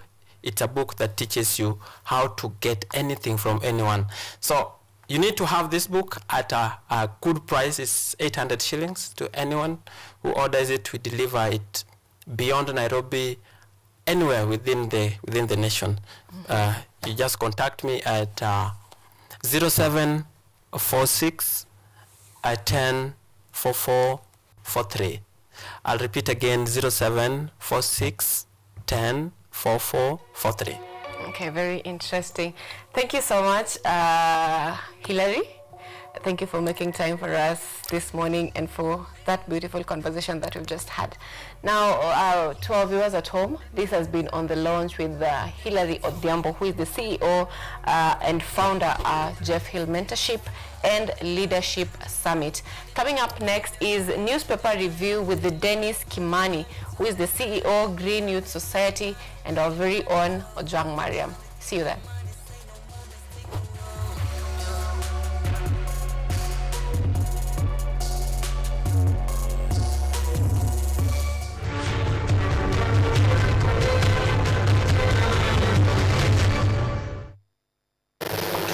Now, on Top Talent Initiative, which we are terming as Kenya Employment Initiative, is being stationed in Kenya here today. And Andy will talk about it later, but it's about connecting Kenyan youths to global opportunities through ICT. And since now it's becoming more and more difficult to travel, why not have these youths still do the jobs that they have been doing internationally, but at the comfort of their home. So a lot of ICT use, and Andy, who is heading that project, will talk to us a bit later. But here I would like also to recognize the CEO of Global Partners and Purpose, Dr. Juma. You can wave, because through Dr. Juma is how we were able to connect to this wonderful partners and wonderful initiative. There are more CEOs who are not here present, but you can find them in the booklet that has been shared. You can find more information about the various companies that are getting involved in this. Now, the second is East Africa Future Leaders Challenge, and with this, we are involving the top talent in Eastern Africa in tourism and putting them together asking them to provide solutions to the industry, tourism industry challenges in the next 20 years. So any challenges that you may think of, CS in your industry, we have the solutions. So we've been running this for 3 years, but now we are doing an inaugural event here in East Africa in Strathmore University on 28th and 29th of April this year. And we are happy that the CS is the patron of this initiative, while I am the East Africa manager for the project. So the opportunity here is to expand this through co-financing, which we are happy to report also that the Ministry of Tourism and Wildlife is providing not only technical support but financial support to the program. And in January next year, we all go to Dubai for the international event because there are other events that are taking place in South Africa, Morocco, and in the United Arab Emirates. That is, the collaboration is Middle East and Africa, but other nations across the world are coming in, like we have lots of countries in Europe who have joined this program. Placement International is the other program, and with this, we have paid internships for our students and graduates and workers in the tourism and hospitality industry, and we take them to top hotels in the US first, but also in other countries like Spain, where the program is based. We have been in collaboration with this program for more than 6 years now, but then what we are launching today is the East Africa chapter, where we are involving other countries in East Africa first before we go to Eastern Africa. So to date, we have engaged, we have had over 11,000 candidates, and quite a number of them are at the welcome stage, 8,000 of them. They are 1,900, there is a type of there that are eligible, others are in process, others are engaged, but also there are others whose visas have been denied, but we are happy that the program has engaged quite a good number of these young people in the US. And our partners are here, we can wave. We have Mr. Maina Alex, who is the country director for East Africa. Now, the other program that we are launching is Erasmus Plus, and this is a program that we have been running for many years also, since 2017 in Kenyatta University. This is whereby our staff and students and our partners travel to Europe, and Europe comes to Kenya and the Eastern Africa, and we have been expanding this. Since 2019, when we had our first meeting with the Eastern Africa countries, we had good representation, but now what we are launching is the expansion of this program because we want to have it have an impact in tourism, and by expanding it in the remote areas. So in May, we shall be based in Garissa and Turkana for 2 weeks. And the people involved will be Somalia and Ethiopia. Those are remote areas in these countries, so that we internationalize these regions so that there could be peace. Because without peace in Somalia, Kenya cannot thrive. So that is our idea. By internationalizing through Erasmus, through the European Union funding, we are able to create peace and ensure that tourism thrives in our region. So the opportunity is to invest in a revolving fund, and a lot of negotiations are going on this.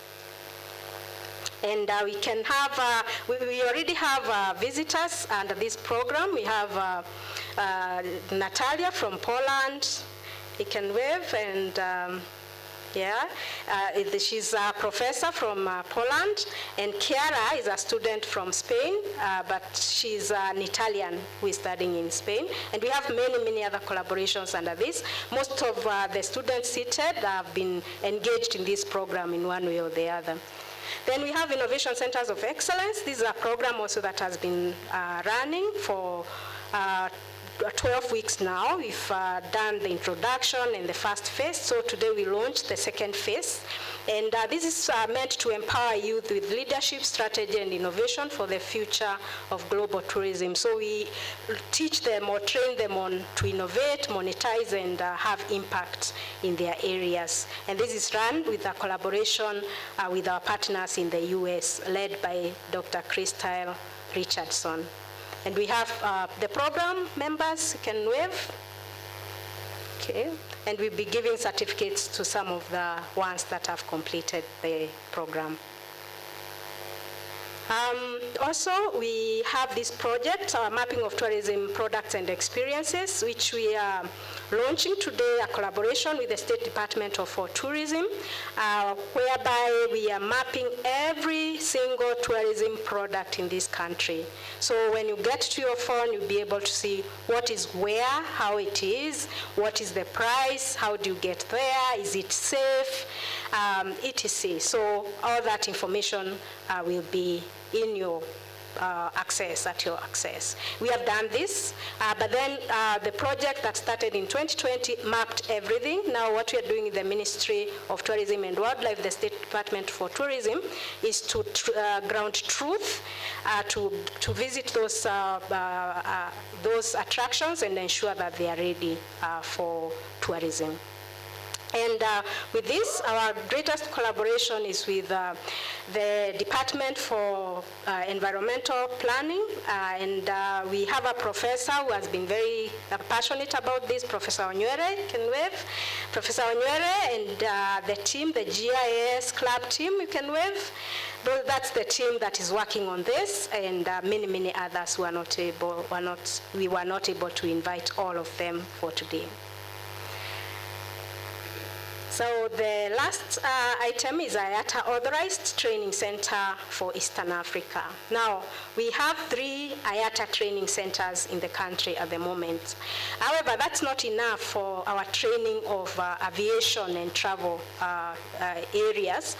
And therefore, we have here the country manager for East Africa for IATA, and colleagues to talk about how to put this into the next level and to launch the program that will see the establishment of this center at the Global Tourism Resilience and Crisis Management Center here at Kenyatta University.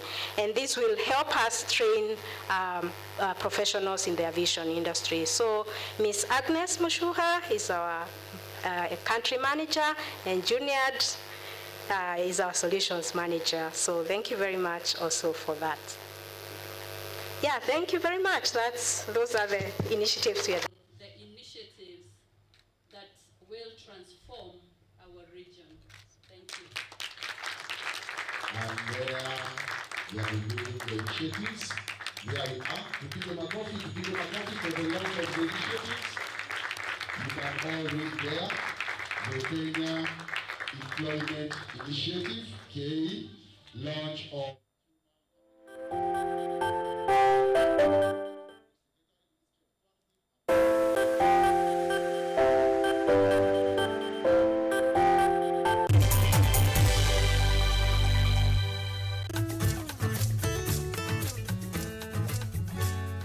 Hi, my name is Stella Tioi.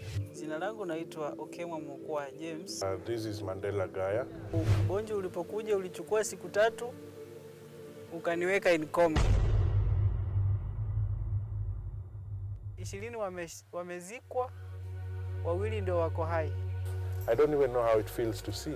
I feel like I cannot express myself well the way somebody who can walk can actually express themselves. Ilichukua muda mwingi mrefu tena mpana ili kuikubali kwamba mimi siwezi tembea tena.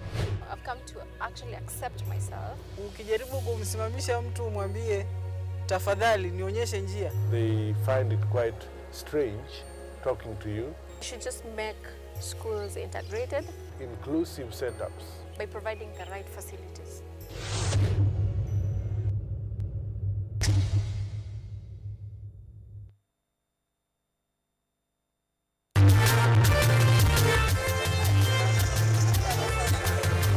Ni nguzo na uso wa jamii. Kupanda shuka akawa tuzo. Ukakamavu wake ukati na kumfanya mwenye bidii. Kwa machozi na makeke akabaini jinsi ya kuwini. Huyu ni mwanamke ngangari kwa jinsi alivyo ng'ari. Mimi ni mwanamke mwake. Usikose kutazama kipindi cha mwanamke mwake nami Caroline Kimweli.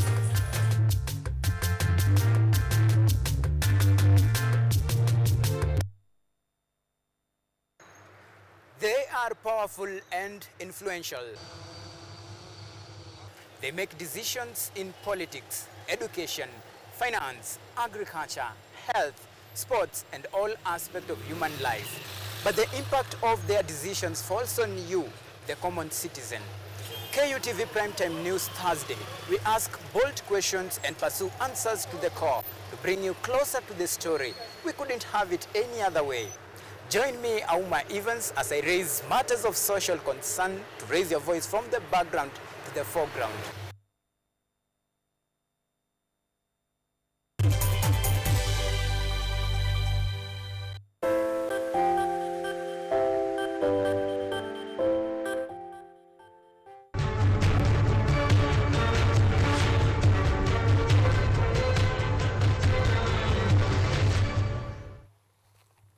Welcome back. Now, what just happened before we went for the break was Dr. Esther speaking during the launch of the Human Capital Initiatives, the 7 Human Capital Initiatives that was launched by Trade CS, Rebecca Miano. And also, the goal is to improve financial literacy among entrepreneurs. So they're all, in total, it's 7 initiatives. As a youth, you can go check it out, or you can visit our previous interactions that you have had here on Biashara Tuesday for more details onto that. But as we speak right now, the guests are ready in studio. We have Kimani, thank you so much for making time for us this morning. And we have Ojwang, thank you so much for making time for us this morning. These gentlemen are up this morning for a discussion on the state of our nation on the newspaper review. I'll begin with you, Ojwang. Please tell our viewers wasikie sauti yako. Tell them. Kweli, asante sana. Good morning viewers. Nashukuru for the opportunity. Kumekuwa na mambo mengi sana kwa nchi. Imefika mahali like people are organizing kila mahali, watu wanaorganize. Ukienda hata kwa gazeti utasikia Mtata is now calling upon all Kenyans and the youths waungane wote now against hao wenye wanaungana against them. Or everything bad in happen, President Ruto atajitetea semea niko na baba mahali hapa hivi kando. So kwake baba ni God. Wewe Mkenya mwingine wewe unabaki na nani? So kumekuwa na a lot of times zenye kuna mushkil hapa, mushkil pale, na youths wanabaki wakijiuliza, okay, it's our future we are talking about. Tutadu. So tukiwa kwa session kai ndio tunaongea about what we can do as youths. Thank you so much. Kimani. Good morning, viewers and everybody. My name is Kimani. I have not been in a show with you, so I appreciate today to be here. So this morning, I just want to say that 2025 is a year of a perfect square. Everything is going to be okay. We will start very badly, but all our miscalculations will end up into being perfect. That is the only message I have this morning. You've not told us. Tuambie wewe ni CEO. Me ni CEO. By profession, I'm an urbanist, urban and regional planner from Kenyatta University. I graduated in 2022. But for my things that I love environment, and so I'm working in the environmental sector. Yes. Karibu sana this morning. Asante. Now, today I want us to begin on a very hot note. Let me say hot note. Because if we look at the Standard, they're doing it again. Even after wamenyimwa advertising tender, they're still doing it again. So the biggest headline on Standard this morning is fooling Kenyans. And from truths, from claims of having the country from a political precipice to rhetoric about their marriage being the answer to the country's problems, ODM leader Raila Odinga, President William Ruto, newfound love has little to do with the people. It's all about power, plum position, and self-preservation. Let me begin with you, Kimani. Do you agree with this standard truth? Thank you again for the opportunity.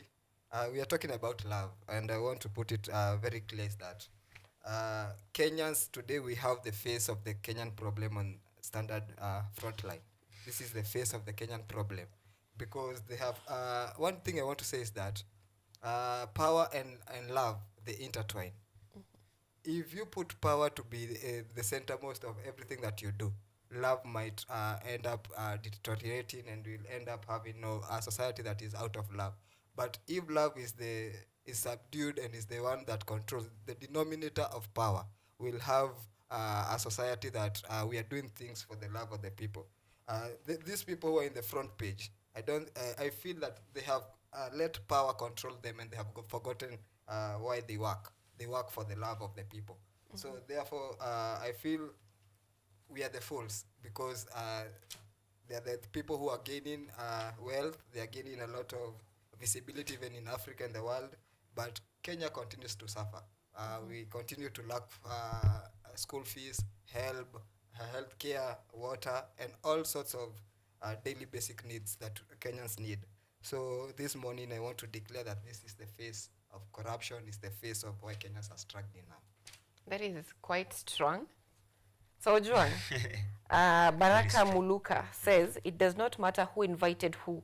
What matters is that they are together and in government. All the other things are red herrings. Ukweli. Do you agree with him? Ukweli. Can't it can die. Naeza lamba hadi mchanga. Can die. 2012 ndo nilichukua ID. 2013 sikuvote. I was still young. I was struggling with the masomo yangu ya form 2. 2017, but then bado baba alikuwa mahali anaambiwa yeye ndiye anaweza kutupeleka Canaan. 2017 election ya kwanza ndo niliparticipate mimi.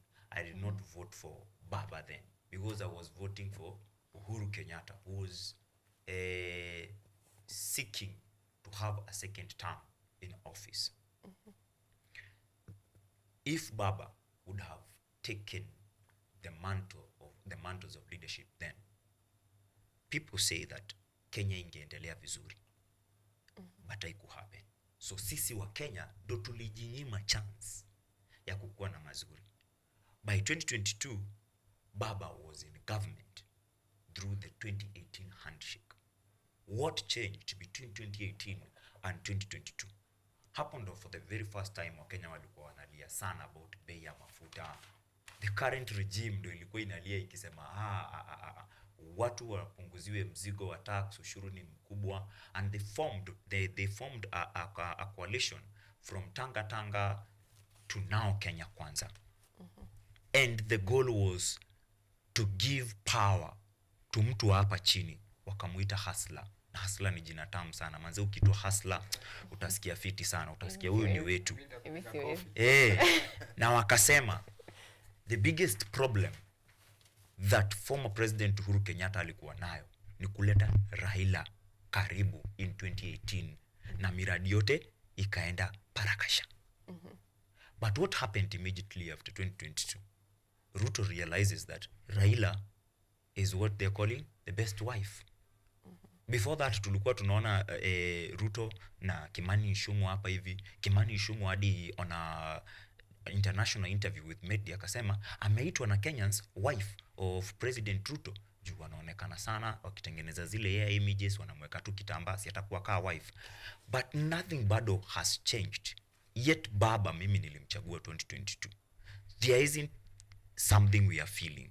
Na uko nje yeye anakuaga na credentials the head of government. Sasa ukiangalia all the key positions amepata kama CS, zote ni za head of government. Deal na policy. Zile zingine zenye ni za security, hizo ndo zikosaidia Ruto.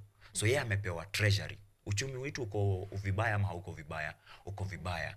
Hiyo iko na Mbadi. Amepewa cooperatives and Oparanya. Bado iko vibaya. Energy, Kenya Power is still the most powerless institution in this country. Juu hakuna stima kila mahali. Sijui transformers zimefanya nini. Transformer hadi zinapeanwa na mbunge, watu wanateswa through something like that. Energy yendi yako nayo haiwork. The only place kuna work kiasi we could say ni blue economy, because now we know that Ukambani kuna gold na kuna hizo vitu zote zenye hatukuwa tunajua. How are we getting to know that? Juu kuna some back door or a boardroom deals zina happen za kuiba minerals zetu kama wa Kenya, and the youths, millennials and Gen Z wameanza ku uncover all these truths. That's how we know about all the minerals we have right now. But si ati vile CS Joho amejohoza hapo hivyo kazi ikakuwa safi. Now umetuletea hapo hivyo wanatuambia ati their marriage inataka kutengenezea nchi. That is fooling Kenyans. Look at the kind of mediocrity inaendelea in our country. That if you are a media house and you have a powerful independent voice like the Standard, mnanyang'anywa advertisement ama mnatumiwa hiyo kama ndo punishment. Nyinyi mnaongea sana kuhusu mabaya ya serikali. Hakuna advertisement kutoka sasa. And then nyinyi mnaexpectwa mnyamaze ama muimbe chenye those who are fooling us want us to hear, ndo mpate tenders. Hizo vitu zitaisha hadi lini? Kama baba ndo alikuwa tusaidie, does it mean that Kenyans are condemned now that baba are on the other side? We must do something. Now that brings me to a question. Kimani, when we began, you said that 2025 rather, you feel it's going to be a good year for Kenyans. Yes. But as we speak, initially we had Raila Odinga. He is in government. That means that members of parliament are inclined to listen to him.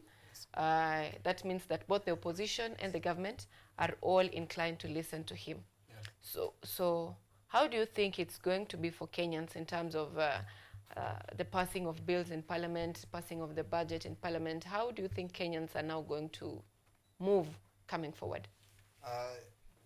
What Kenyans are going to face is a lot of drama, because we are going to face an era that everything is not going to work. When I started to say the interplay between power and love. When people in power have love, a lot of things will happen. When Nelson Mandela was the president of South Africa, he had the power and the love of the people. That's why he sought to fight for apartheid. When Mahatma Gandhi was the prime minister of India, he ensured that he's going to fight decolonization of India until his people are secured. As we talk now, we have talked about the gold refines, we are talking about a lot of things. What power does Raila Odinga have to ensure that our minerals are going to be done in Kenya, benefit the people of Kenya? Now we are talking about neocolonialism, which is even worse than colonization, because we are letting the white people come, bring their money to Kenya, but they are coming to deteriorate our lives, because now we are talking about Kakamega, just here Machakos, there's gold. But how is it benefiting the people of Kenya? So I don't want to speak a lot about Raila Odinga, because one thing I know about Raila Odinga, he is at his climax. And one thing I know is that the only thing that he wants to leave for himself is a legacy that he has been a president, he has been a prime minister. But what I want to tell the people of Kenya now, we can no longer wait for Raila Odinga to save us. He will not save us. And the only thing we are going to do, we will continue dying in hospitals because the SHA is not working. We are continue having our children in streets, no school fees, because Raila Odinga is not going to support or even help any Kenyan. He's there for himself and the bargains of MPs that he has, so that they can continue milking the already thin cow in Kenya. Yeah. So Juang, Omtata says he slams Ruto and Raila pact as civilian coup. Omtata has been so vocal in blushing this union pussy. So do you think also, do you side with Omtata on this, that Kenyans, you are on your own, you need to find ways of dealing with your own issues? Tuko kwa ku na ni wenye wako in government who have sworn to protect the constitution ndo wanafanya ikue. As a president, you're supposed to work within the presence of the constitution. Katiba inasemaje? Ulikula kiapo before saa 8 for a president to be sworn in. Ikisha pita saa 9 ni mpange siku ingine. It has to be before 2 and it has to be after 10 a.m. Ndo kukue na jua. Vile unasikia tukisema Mungu ananiona. Then unashika hiyo katiba, una mutilate kidogo by kidogo, kidogo by kidogo. As unashika parliament, inakuwa umeiweka mateka, they can't do anything. Their role is no longer to oversight projects kwa constituency zao. Their role ni kukuja kwako walie wakuombe na wakupraise ndio uwapee projects ama projects ziendelee. Kama saizi President Ruto si alikuwa kwa tour Nairobi. Do you know in the same Nairobi kuna constituencies zenye hazikuwa na project hata zimeandikwa pale hivyo na hazitapata in the name of ati hizo constituency ni za opposition. Yet hizo constituencies zinalipa ushuru pia. President amesahau yeye ni champion wa constitution number 1. Na amekuwa sasa ndio anaitumia tukae kama tuko kwa yeye ni king. Yeye si president, yeye ni king. So juu yeye ni king, atasema Roysambu hakutapewa projects. In fact, affordable housing that are meant to be for Roysambu constituencies are being run by MCAs. Yenye inafaa ikuwe ya Kahawa West inaraniwa na MCA. Kwa nini ati juu mbunge ametoka saidi ya Ruto ameenda saidi ya Gachagua? And then Wakenya wanalia wanasema woi mbunge wetu alitoka kwa Ruto, sasa tutaumia. They are forgetting even when huyo mbunge alikuwa kwa Ruto bado tulikuwa tunaumia. And as we are saying that, kuna wabunge wengine wenye ni wa opposition. For example, the best MP in Kenya is from ODM, Babu Owino. Embakasi East maendeleo hukua when places like Roysambu kwenye kumekuwa ni kwa UDA hakuja kuwa. The best they can do ni wa train some coaches alafu waseme all entire fraternity ya sports and youths wamesaidika na hiyo kitu imeisha. Every year hiyo ndo the only thing wanatumiaga kama project. As wanafanya hivyo, baba ako pale hivyo ati anatetea na jeshi yake yenye inaitwa jeshi ya ODM. Wamechukua mpaka vijana wamewacoin, wamewafunza narrative ya kupeana kule nje ya inawak, serikali iko sawa, shani nzuri aje na inaumiza watu. Na bado wanaendelea kuweka intimidation. Utapata committee is in Roysambu constituency in Nairobi. The affordable housing zenye ziko pale tayari zishaenda Kiambu. Zinaambiwa ati ziko Kiambaa constituency, jumbunge wa hiyo side anapelekana na Ruto. It's either saizi unapelekana na Ruto ama unapelekana na Raila ati ndio kukuje miradi ya maendeleo kwenyu. Yet nyote mnalipa ushuru. How is that even possible? How are we allowing ourselves to pitia yoyote? Na bado watu wanapea baba power, anasema ati tunataka kuona baba akitutetea. Wewe utajitetea lini kama Mkenya? Na ndio tupatie baba ati akoni yana tutetea. We can remember June 25th. Tulikuwa tumetoka maandamano ya Open the Server. No baba. Na ni ya baba. Watu walikufa madhari. Watu waliibiwa mali yao. But the only thing the president said, and then you can article, just for Gen Z to come out of to the streets because of the finance bill. And baba had the right to kututoka. Ati aseme nimeenda kwa serikali. Either way, if we talk about baba every time, we lose the main concentration of our agenda. We should be discussing issues. Because in this gazette, we are having KICC, renovation of 1.9. Now we are understanding that State House is being renovated of 7 billion. Why are we having priorities upside down? Ni dawa tutanunua kwanza ama ni renovation? Kama ni renovation because of Prince of Netherlands, who cares about him? We don't even want him to come to our country. Akae huko. He's already in the country actually. Sinona, he's in the country. That's what I was telling you. Wametupe updates. The road will be roads will be closed just because somebody has come to Kenya. Is he our God? Is he going to bring food on the table? That is the most important things that Kenyans should ask themselves. And as we continue to push that, I want to tell Kenyans, we must come up with our own selves. If we are not going to give youths opportunity to lead this country, we are not going to even to be close to Burkina Faso.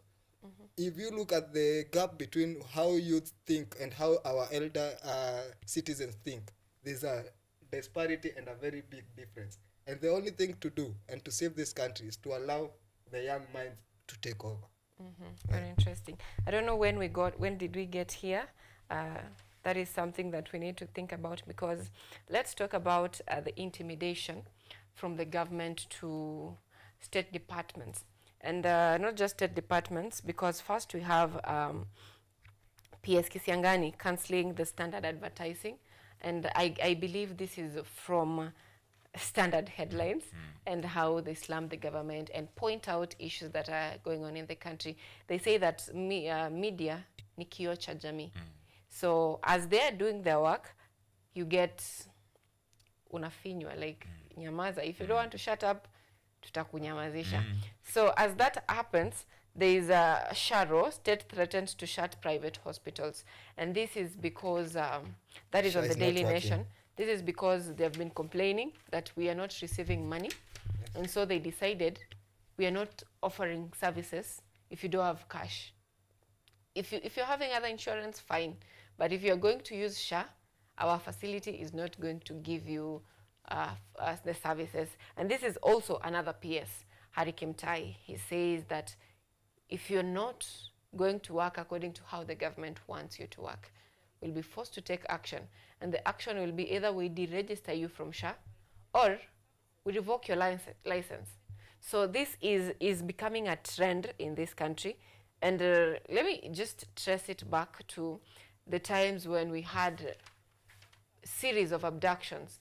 You criticize the government, you're abducted. So I don't know when we got here as a country where if you call out the government uses intimidation to calm you down. So Ojwang, how did we get here? Bado nuko hiyo story yote ya civilian coup. That we have a head of all, chief of defense forces. Yeye aneko kando ametulia.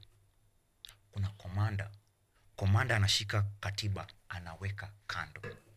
And the language they know best inaitwa intimidation. It's so sad when we are living in an animal farm, shamba la wanyama. Kutembea na miguu 4 ni sawa, lakini mwenye anatembea na miguu 2, huyo wako sawa zaidi. Na hiyo ndio message kila nguruwe inafaa ipeane. So unapata power kiasi, unasahau who you are. PS Kisiangani is a journalist, has been made by these media houses. Hadi yeye kufika hapo wako, amefika because of the same. But saizi yako na that power, yeye ndiye the same person anasema hapana, hii media house tutafunga hii kioski yenu. Reason ni gani? Mmeanza kuongea sana. Yani ametoka from kuongea sana, amekuwa shida ni sisi sasa. Angalia watu kama Mohaji Chopevu. Mwenye siku hizi amenyamaza sana. Ni kwa sababu gani?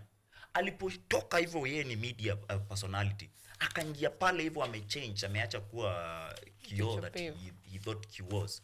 Na amechange from singing to their tunes, from kukandamiza watu to now the silence ameweka pale hivyo. When injustice ina happen na umenyamaza, well you know kama your voice inaweza tumika kusaidia watu na umenyamaza, inamaanisha wewe you are a traitor.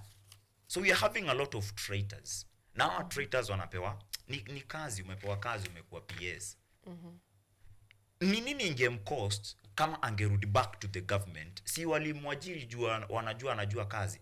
Anawaambiaje hapana, the standard chenye wanasema juu ni ukweli. Can we capitalize on positive PR?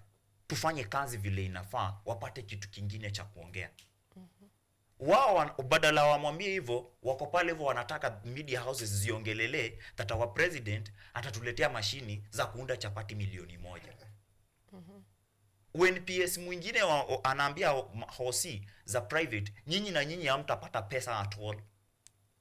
Na wanakosa kuwapatia. Hosi nazo zikisema sisi hatuna pesa, hatutaweza kupea watu matibabu, wanaanza kulia tena.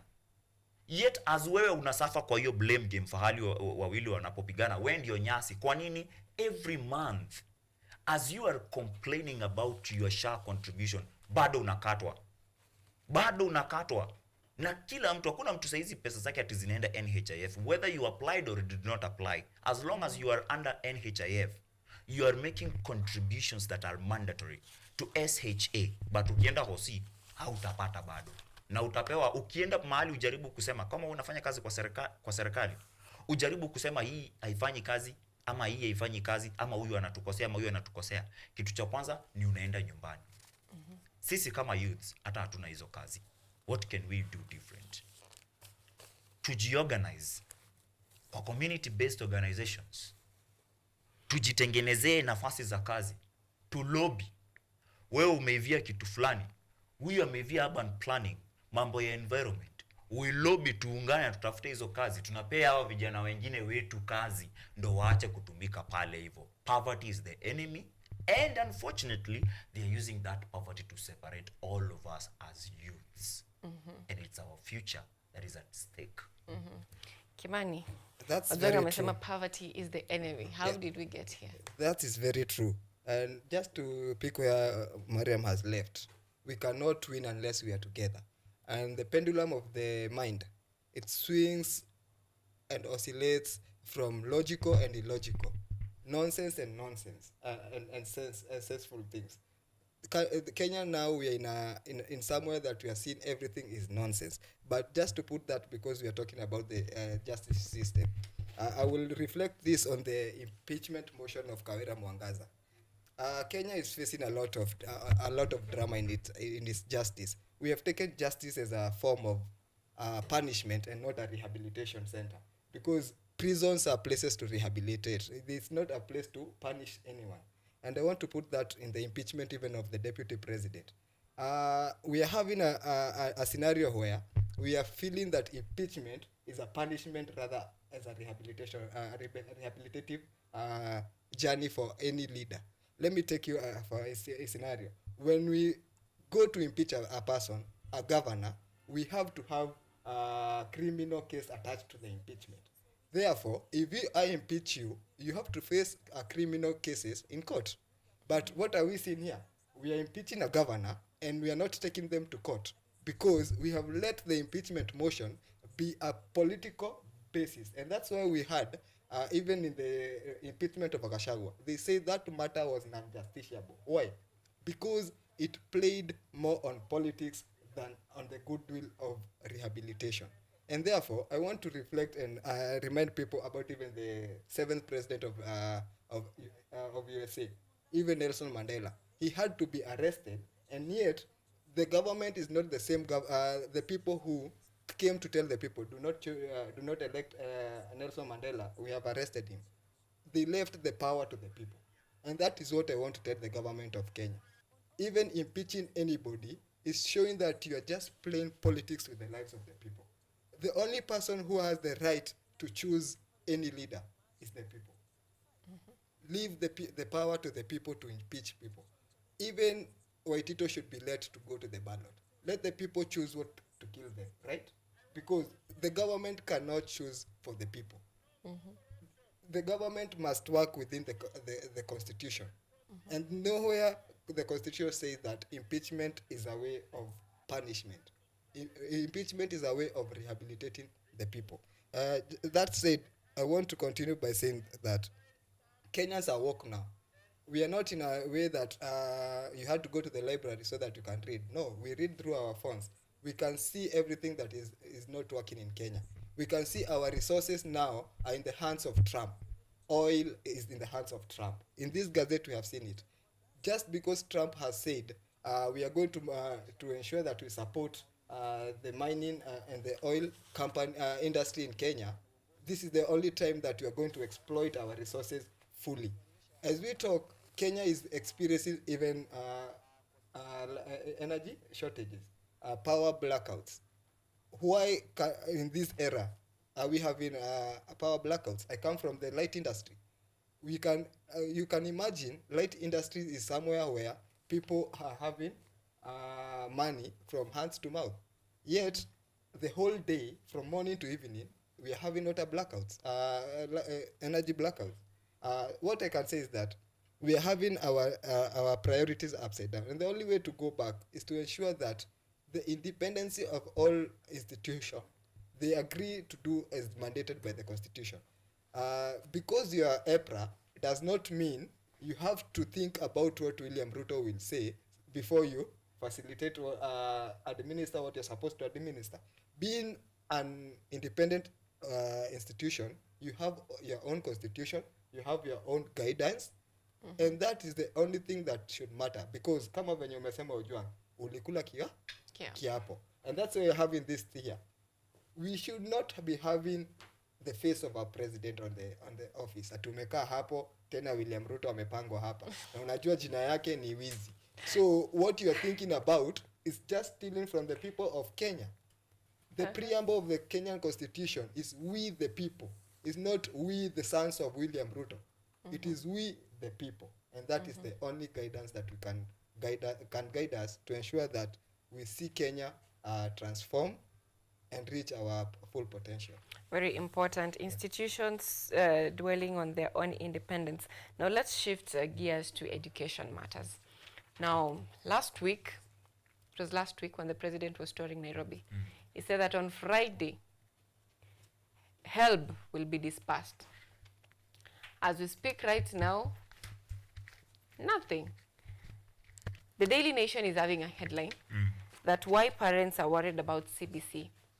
And from where I sit, it's because of the uncertainty of what next. Those who are pioneers of the CBC, they go to the next class, reaching the next class, they don't even have the syllabus. Wanadili-dali too for like 2 months before the government now decides, okay, sasa munaweza soma hii. And then that proceeds, no textbooks. You cannot buy textbooks. Parents wanafungua and they're like, so what do we buy? No textbooks to buy. So it's quite a confusion in the education system. The new funding model, universities are crying that campuses are not having money to run the institutions. Universities are going bankrupt. Yes, there is the part of corruption, budgeted corruption, but there is the part where there is no money. And so many employees are going home in various campuses. So many people are losing their jobs. Institutions are short-staffed. Principals in high schools are laying off BOM teachers because they can't afford to pay them. Capitation inachelewa. So it's just a mess in the education system. But just a general outlook of the CBC, confusion surrounding transition from junior to senior secondary school and the myriad challenges.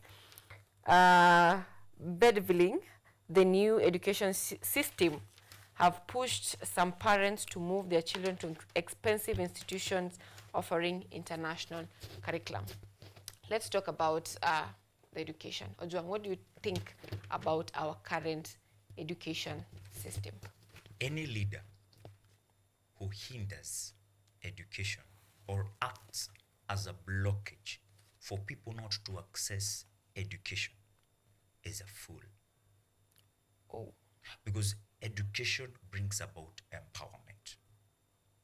And if someone has made it his business to ensure that he or she cripples education system, anataka sote tukue wajinga. In the community, some people are so happy that maths imetolewa mahali kwa system.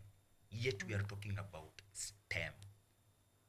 STEM, hata kama ni sciences, haiko kama hakuna hisabati.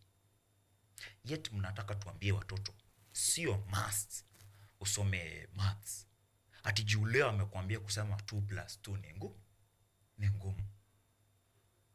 Let them learn that mathematics until mali itawashinda. Lakini usiwape option ya haiko. Hata kama nitakufunza kwa TVET, usiende university juu huko maybe wataitisha maths.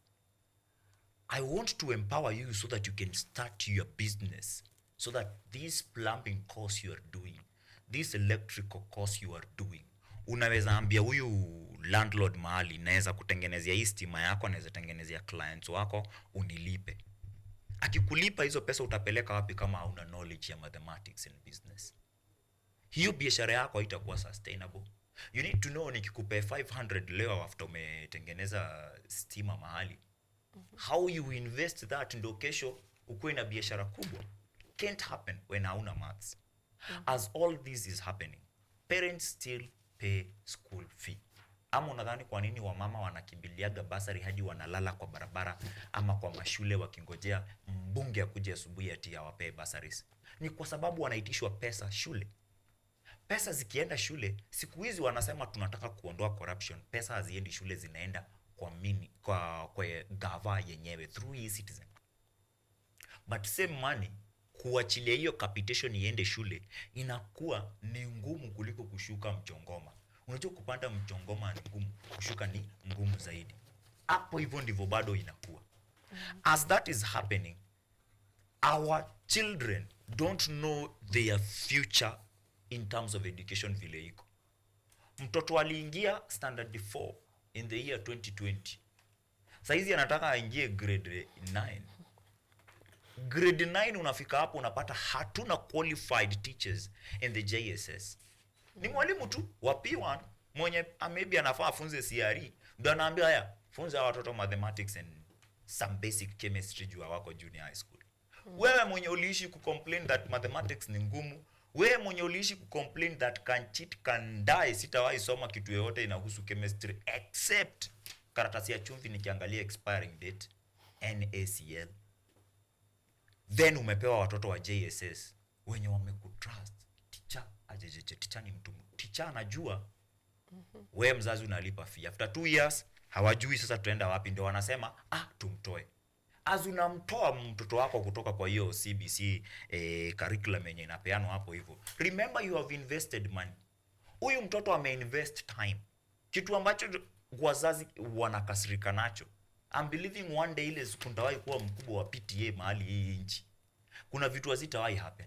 Imagine today mtoto wa 7 years like my young daughter anaamkaga aingie class 6:40 na ako grade 1 to do exactly what?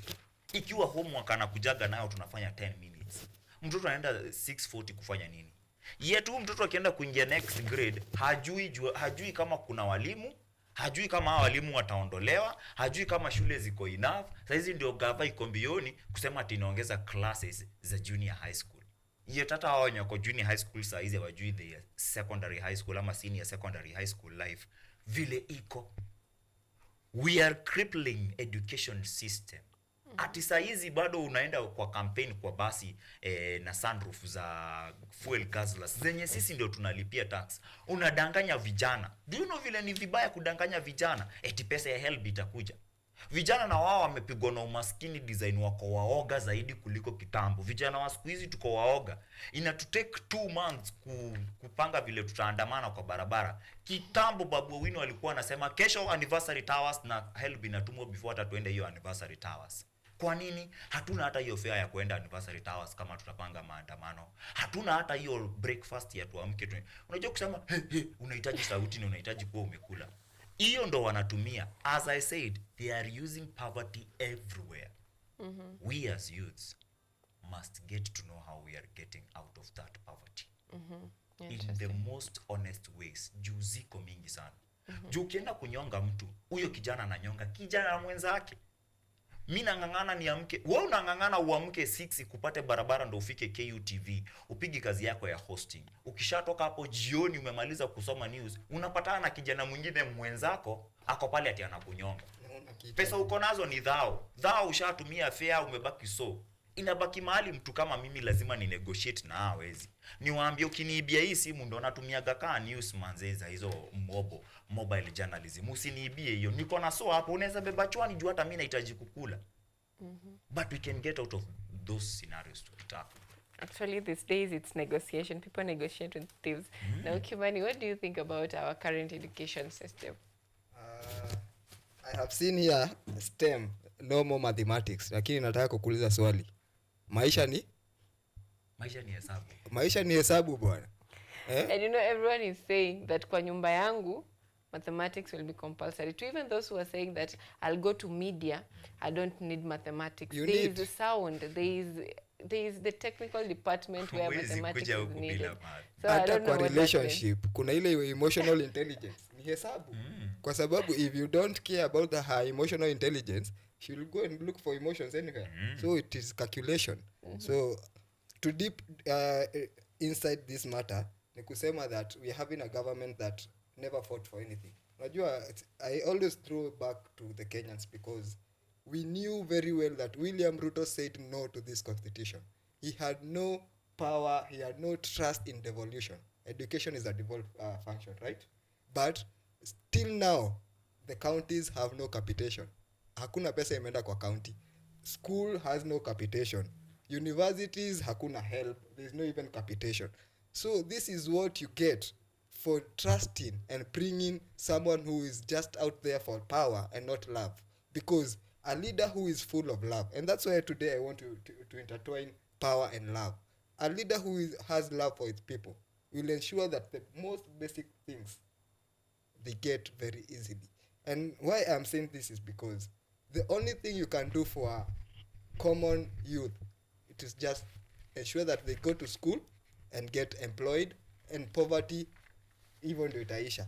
So if the government feels that hawawezi do capitation, let them tell us if renovating State House is the best priority now, or educating our students. And parents, tafadhali, stop complaining because you had the chance. And that's why I've said we are going to let the citizen have their own take as the judges of bad governance, because we are the same people who put leaders there. So why are we complaining? But we cannot continue seeing things happen. We try to go to the streets. Now every sector, the budget is slashed. But kwa zile vitu zenye hazitusaidi ndio budget inapelekwa juu. Also to the government, to the principals, association of principals, lecturers, NAT, pia watu wanatufail. I feel pia wanatufail because this is the center where you should be fighting. What are you fighting? We have hatujasikia NAT. We only go to the street when you want teachers bargaining ile inaitagwa ni CBA yenu iende juu. Sawa, that is the only time you fight for your rights because of wages. When can you why don't you go to the street when capitation has not gone to school? Because how do you expect those students to live? That's why we are seeing even in school our children has very little nutrition. Why? Because principal kona tu pesa tudogo zenye umelipa school fees, and you are a lot of them. How can he give you a dietary nutritious food? He cannot, because hajapewa pesa na serikali. So the biggest problem is coming from up down. And what I want to tell Kenyans, a tree will wither, a tree will die, but the only thing that it will always do, leave seeds for another tree to blossom. If we cannot leave the society with seeds, the most strong seeds are that we are continuing to do seed abortion. We are aborting a lot of intellectual youth, very energetic youth. We are letting them sleep outside the National Treasury offices, just demanding for help. That is a very sad thing. What type of seed are you bringing from that child? You are bringing a youth that is a don't care attitude, or you are bringing a youth that will ensure that he will also manipulate na atafinyilia mwingine because that is the normal emotional nini ya watu. Ukinifinyilia pia nitakufinyilia when I get there. And that's why we are seeing it is very difficult for us even to end corruption in Kenya. Why? Because those people who are already there, wametuonesha they don't care about us. So even me, when I'm climbing the ladder, I want to reach there so that I can also have the don't care attitude. But I bring the message to youths today. Power and love, they are the biggest thing that you can offer yourself to ensure that you have a just society. A society that everybody is filled, loved, and connected with the nature. That is the only thing we can do. Power and love. Power and love. Now we are concluding this show, and I'll give each of you a minute. And the minute is for you to give us something positive. Positive. Strictly positive. that is happening in the country, or that you have witnessed in the country, in a minute. Let me begin with you, Juang. Asante sana. Sisi tumeamua that we're going to do all good things, venye umesema positive, all positive things, without necessarily crying that we can't do this because we don't have this. We just do what we can. We just keep doing. So on 22nd March is World Water Day. We have a group of youths who are visionaries from different parts of our constituency, Roysambu. And we have prepared an event to ensure that we're doing tree planting at Githurai People's Park. This group of youths, they are registered as a CBO. They are called Talanta Visionaries. We are calling upon partners. Watu kama kina Dennis wa Youth Green Society. We know that they mnaweza tusaidia kupata hiyo miti kuja Githurai People's Park. And mpande miti na muambia hao vijana mtapata huko why it's important kupanda miti. Na sio kupanda mti si kuenda kuwekelea seed na kuenda. That's not tree planting. Tree planting is ensuring that huu mti umepanda, wewe umeweka responsibility ya kuangalia. Hata usiconcentrate na kupanda mamiti milioni sijui nini. Mti mmoja umepanda, hakikisha umemea. We can do that by tunashikana vijana kadhaa, tunakuwa accountable, tunasema wewe kama Sylvia umepanda miti 3 hapa hivi. Can you ensure sustainability ya venye utakuwa ensure umemwagilia huu mti maji? Ukitaka hata unaweza name huo mti jina lako, ndo uishi ku make sure umeusaidia. Things that people like Professor Wangari Maathai did, intentional things.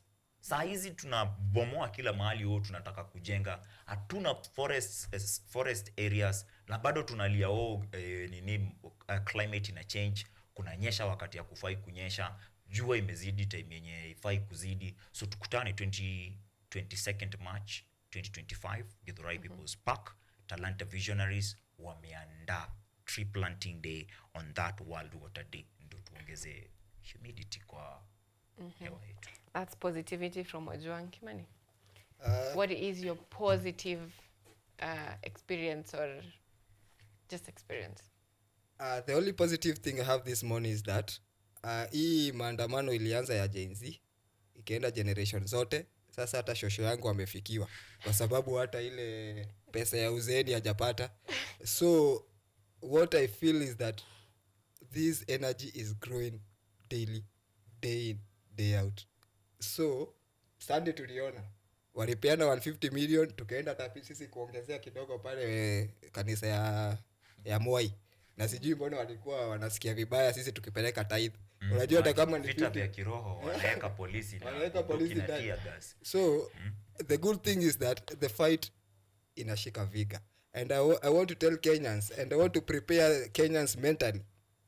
Ule mzee anaitwa Raila Odinga imebakisha tu siku kadhaa aseme I was not consulted. Na tutakuwa tumerudi pale streets, and this time round we are telling Kenyans that William Ruto is a half-term president. Hamalizi, because it's just a matter of time. Naguka hatakuwa consulted. Thank you. Okay, those are not my words. Those are Kimani's words. Msitubail hapa ati KUTV tulisema Ruto is a half-term president. Manze, ati tunaongelea half-term. Hakuna barabara hata sio sisi. Sio sisi. So that is Biashara Tuesday newspaper review. Thank you so much, dear gentle viewer back at home, for staying with us since 7 a.m. in the morning until now. It is 57 minutes past 9 p.m. where we are concluding this show. Dennis Kimani, CEO, Green Youth Society, thank you so much for making time for us this morning. And Ojwang Mariam, thank you so much for always making time for us in the morning. I'm ANYANGO Sylvia. This is Biashara Tuesday. See you next week.